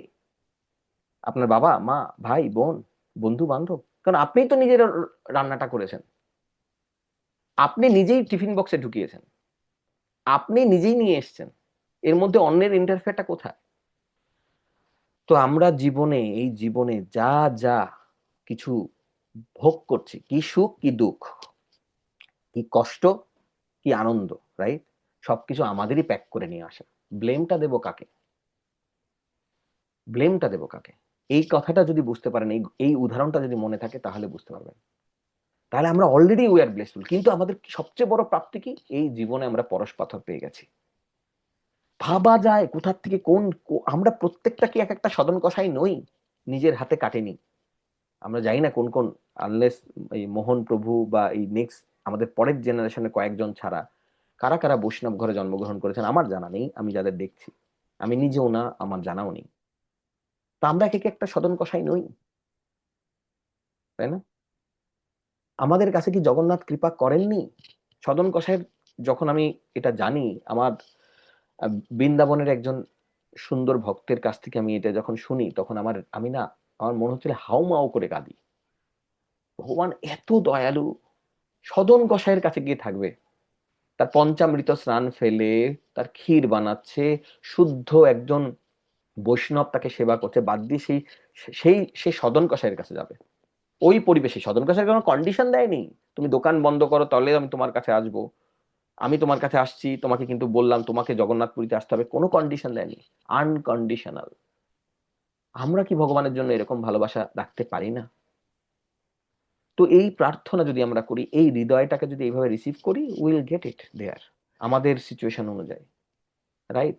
আমরা অনেক বড় ভালোবাসা পেয়েছি, আমাদের জীবনেও এরকম ভাবে কৃষ্ণ রেসিপ্রোকেট করেছে। আমরা সেই কীটের নর্দমা। এমনও দুর্মতি সংসার ভেতরে পড়িয়াছিনু আমি, তব নিজ জন কোন মহাজনে, তব নিজ জন কোন মহাজনে পাঠাইয়া দিলে তুমি। এইভাবেই তো আমাদের জীবনে আমাদের গুরুদেবকে পাঠিয়ে দিয়েছেন। এই জন্যই আমরা সদ্গুরুর সন্ধান পেয়েছি। যারা আপনারা দীক্ষিত, যারা আশ্রিত, তারা তো জানেনই আপনাদের এই মাধ্যমটা কি। আর কারো জন্য কিছু নেই, পৃথিবীর সমস্ত জীবের জন্য জগৎগুরু শিল প্রভুপাদ। প্লিজ কোনো প্রপঞ্চনার মায়ায় পড়বেন না। বৃক্ষ তোমার নাম কি, ফলে মোর পরিচয়। এবং আশেপাশের লোকজনদের একটু উপকার করার চেষ্টা করুন। ভারত ভূমিতে মনুষ্য জন্ম হইল যার, জনম সার্থক করি কর পর উপকার। সুতরাং আমরা নিজেটাও করবো, আমরা আশেপাশের লোকে যারা নেবে, 5 জনকে হাত বাড়াবো, 5 জন ধরবে না, 3 জন ধাক্কা দিয়ে হয়তো হাতটাকে সরিয়ে দেবে, দিক না, অসুবিধা কি? I don't expect anything from them, right? একজন হয়তো বলবো দেবো কি দেবো না, হাতটা তো দিলাম কিন্তু তোমার কাছ থেকে কিছু নেবো না। আর একজন হয়তো দেবে হাত, তার হাতটা ধরুন, তার জীবন বদলে যাবে, তাই না? কারো আমাদের ঘরের মধ্যে সিসিটিভি ক্যামেরা থাকে না, কিন্তু আমরা জানি ভগবানকে ভালোবাসলে কি আনন্দ হয়। আমরা জানি সকালবেলা যখন মঙ্গল আরতি করি, আমরা জানি যখন আমরা ঘরে প্রদীপ জ্বালাই, আরতি করি, কীর্তন করি, কি আনন্দ, কি আনন্দ। দিস ইজ কল আনন্দ। আমরা শারীরিক সুখটাকে ভুল করি আনন্দ ভেবে, মানসিক শান্তিটাকে আমরা ভুল করি আনন্দ ভেবে। আনন্দ নয়। হ্যাঁ, আনন্দ তো সেই জায়গায় ভক্ত সঙ্গে আনন্দ। গুরুদেব আমাদের জীবনে কি দিয়েছেন? গুরুদেব স্বয়ং জগন্নাথ আমাদের গুরু রূপে, রাধারানী আমাদের গুরু রূপে আমাদের সাথে কানেক্টেড। তো এই জন্য আমরা এই জার্নিটা শুরু করলাম যে হিজ হিজ গ্রেস লোক লোকমোহন কৃষ্ণদাস প্রভুর কথা আমরা বলছিলাম, যে তার বাড়ির পাশে গুরু মহারাজ গিয়ে উপস্থিত হয়েছেন। এটা দিয়ে আমাদের কথাটা শুরু হয়েছিল আজকের। এটাতে বোঝায় না যে আমরা এক একটা সদন কষাই, গুরুদেব আমাদের কিভাবে চেনেন, জগন্নাথ আমাদের কিভাবে চেনেন। বাড়ির পাশে গিয়ে উপস্থিত হতে আমাদের জীবনে কি এক একটা এটাকে বড় বড় গল্প নয়? কিন্তু কেউ না জানুক, যারা আপনারা এখানে আছেন সবাই ডিটেল জানেন না এক একজন ডেভোটির হিস্ট্রি। সবার কাছে মনে হয় আমারটা খুব কষ্টের, কিন্তু যারা সত্যিকারের ডিভোটি তাদের কাছে মনে হয় যে আমি সবচেয়ে লাকি, আমি সবচেয়ে লাকি আমার মতন জায়গা থেকেও। কারণ ওই যে বললাম, টিফিন বক্সটা তো আমারই, আমি তো রান্নাটা করেছি, আমি তো প্যাকটা করেছি, আমি তো নিয়ে এসেছি, এখানে অন্য কারো ইন্টারফিয়ারেন্স নেই। সুতরাং গড়বড়টা আমিই করেছি। সদন কষায়ের যে হাতটা কাটা গেছে সেটা গড়বড়টা সেই করেছিল, সেই কষাই, সেই মাংস কাটতো। সে কষ্টটা সহ্য করেছে আনন্দ হিসেবে। আমার প্রভুরও হাত নেই, আমারও হাত নেই, আনন্দের সাথে একসেপ্ট করেছে। আমরা একসেপ্ট করতে পারবো? জগন্নাথ কি করলো? ওইটুকুও সহ্য করতে পারলো না। মায়াদেবীর ক্ষমতা আছে, যখন আপনি জগন্নাথের প্রিয় হয়ে যাবেন, মায়াদেবী আর আপনাকে ক্যান্ডিডেট রাখে? মায়াদেবী তো অনেক বড় ভক্ত। মায়াদেবী তো কৃষ্ণ ভুলিয়া জীব ভগবাঞ্ছা করে, নিকটস্থ মায়া তারে জাপটিয়া ধরে। কৃষ্ণ ভুলিয়া জীব অনাদি বহির্মুখ, অনাদি, তার কোনো আদি অন্ত নেই। আমরা জন্ম জন্মান্তরে কৃষ্ণকে ভুলে আছি। হ্যাঁ, কৃষ্ণ ভুলিয়া জীব অনাদি বহির্মুখ, অতএব মায়া তারে দেয় সংসার দুঃখ। এই দুঃখ কষ্ট তো আমরা এই কারণে পাচ্ছি। একবার ভগবানের সাথে কানেক্টেড হয়ে গেলে everything will be nice and well taken care of. আমরা এই শরীর নিয়ে কি প্রোটেকশন দিতে পারি? আমরা নিজের শরীরকেই প্রোটেকশন দিতে পারি না, নিজের ছেলে মেয়েকেও প্রোটেকশন দিতে পারি না, বাবা মাকেও দিতে পারি না। What to talk about other generation? বড়দের পিণ্ডদান দিয়া ছাড়া দাদু বা তাদের পুরুষের জন্য কিছুই করণীয় নাই, তাই না? কিন্তু যখন আমরা ভক্তি পথে ভগবানের প্রিয় ভক্ত হয়ে যাব, যদি হতে পারি, দেখুন আমরা ভগবানকে ভালোবাসতে চাই, আমরা ভক্ত। খুব ইম্পর্টেন্ট পয়েন্ট, এই পয়েন্টটা নোট করার মতন। আমরা অনেকেই বলি আমরা ভগবানের ভালো ভক্ত হতে চাই। আমার পার্সোনাল অভিজ্ঞতা, আমি শাস্ত্র যতটুকু বুঝেছি, আমার জ্ঞান খুব কম, গুরুদেবের কৃপায় যা কিছু, কারণ আমার সত্যিই জ্ঞান কম, মানে এটা জাস্ট বলার জন্য বলা না, যে বিনম্র চিত্তে আমি বলছি তা না, এক্স্যাক্টলি ট্রু। এটা যা কিছু বুঝি বা বুঝতে পেরেছি এই পর্যন্ত, সেটা 1 হোক বা 10 হোক, গুরুদেবের কৃপায়। তো সেখান থেকে আমার একটা উপলব্ধি, আমরা ভালো ভক্ত হতে চাই, এই প্রার্থনাটাও আমার কাছে ভালো লাগে না। ভগবান, আমি তোমায় ভালোবাসতে চাই, দ্যাটস ইট। ভক্ত হলেও তো আবার আমি ভালো ভক্ত হতে চাই, মানে আবার সেই আমি চাই, আমি ভালো ভক্ত হতে চাই, আমি ভালো ভক্ত হয়ে গেলাম। কখন এই বুঝবো কেমন করে যে আমি ভালো ভক্ত হয়ে গেছি? যেদিন বুঝবো সেদিন তো আমি ফল ডাউন করে গেলাম, তাই না? তার মানে আমি ভালো ভক্ত? আমি তো আর সদন কষাই রইলাম না, আমি সেই ওই ওই পালের গোয়ালের ভক্তের মতন হয়ে গেলাম, যে ওই পালকিতে এসে আমি উঠবো কারণ আমি ভালো ভক্ত হতে চাই। নো, আমি শুদ্ধ ভক্ত হতে চাই। ওয়েল, করতে পারেন, নট ব্যাড, কিন্তু ভগবান, আমি তোমাকে ভালোবাসতে চাই, আমি আমার গুরুদেবের যোগ্য ডিসাইপেল হতে চাই, গুরুদেবের যোগ্য শিষ্য হতে চাই। কারণ আমার গুরুদেব জানে আপনাকে কি করে সন্তুষ্ট করতে হয়, আমার গুরুদেব জানে, আমার গুরুদেব জানে। বুঝতে পারছি? সবাইকে অসংখ্য ধন্যবাদ। কারো কোনো পয়েন্টস বা কমেন্টস বা রিয়েলাইজেশন থাকলে শেয়ার করতে পারেন, বা কোশ্চেন। আর যদি না থাকে তাহলে আমরা পরে নেব, যাদের আছে। অনুরাগিনী মাতাজি। কৃষ্ণ প্রভুজি, দণ্ডবত প্রণাম। শ্রীমুখ থেকে আপনার যেটা শুনলাম অত্যন্ত সুন্দর, খুব অভিভূত হলাম। অপূর্ব লাগলো, কোনোদিন মানে এটা শুনিনি, খুব সুন্দর লাগলো। জগন্নাথের যে আপনি যে লীলাটা বললেন ভীষণ ভালো লাগলো। তারপরেও একটা অনুরোধ আছে, আজকে জানি না সম্ভব হবে কিনা। প্রভু যে আপনি যে কীর্তনটা করলেন না হরে কৃষ্ণ মহামন্ত্রের সুরটা খুব ভালো লাগলো। আপনি যদি কৃপা করে আজকে বা অন্যদিন যেদিন হোক একবার করেন, আমি খুব ভালো লাগে। হরে কৃষ্ণ প্রভুজি, দণ্ডবাদ। অনেক ধন্যবাদ মাধবী। আচ্ছা, তো আমার মনে নেই আমি কি টিউন করেছিলাম, কারণ তখন স্বাভাবিকভাবে যেটা বেরিয়ে এসছে গুরু কৃষ্ণের কৃপায় আপনাদের আশীর্বাদে সেভাবেই। তারপর আমি একটু রিকল করার, কারণ পরের দিন মনেই থাকবে না হয়তো। আমার অ্যাকচুয়ালি মনেই নেই আমি কোন সুরে করেছিলাম। আমাকে রেকর্ডিংটা শুনে আমাকে হয়তো দেখতে হবে। তারপরেও একটু কীর্তন করি, ওটা হতেও পারে ওই একই সুর করে আমরা আজকে শেষ করি। আর কারো কোনো প্রশ্ন? ওকে, ঠিক আছে।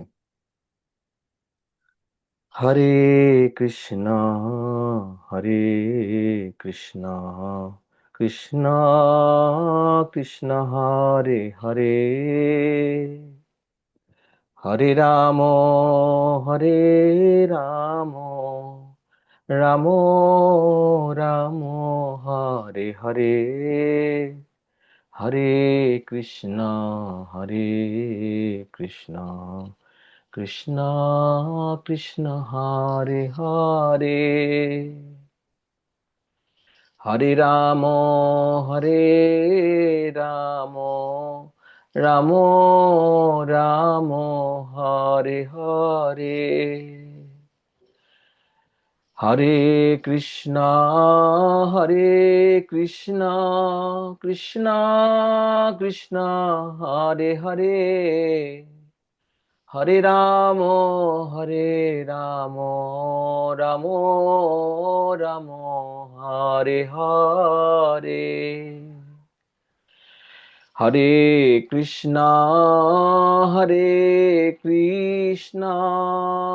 কৃষ্ণ কৃষ্ণ হরে হরে হরে রাম রাম রাম রাম হরে হরে হরে কৃষ্ণ কৃষ্ণ কৃষ্ণ কৃষ্ণ হরে হরে হরে রাম রাম রাম রাম হরে হরে হরে কৃষ্ণ কৃষ্ণ কৃষ্ণ কৃষ্ণ হরে হরে হরে রাম রাম রাম রাম হরে হরে। শ্রী শ্রী রাধা কুঞ্জ বিহারী কি জয়, জগৎগুরু শিল প্রভুপাদ কি জয়, পতিত পাবন গুরু মহারাজ কি জয়, গৌরাঙ্গ কুটি সকল ভক্তবৃন্দ কি জয়, নিতাই গৌর প্রেমানন্দে হরি হরি বল। বাঞ্ছা কল্পতরুভ্যশ্চ কৃপা সিন্ধুবেব চ পতিতানাং পাবনেভ্যো বৈষ্ণবেভ্যো নমো নমঃ। অনন্ত কোটি বৈষ্ণব বৃন্দ কি জয়, সকল ভক্তবৃন্দ কি জয়। হরে কৃষ্ণ। আপনারা সবাই আনমিউট করে একবার হরিবোল বলতে পারেন। আমাকে আশীর্বাদ করুন যেন আমি ভালোভাবে ভগবানকে ভালোবাসতে পারি। হরি বল। হরি হরি বল হরি বল হরি বল হরি বল হরে কৃষ্ণ ধন্যবাদ প্রণাম হরে হরি বল বল হরি বল।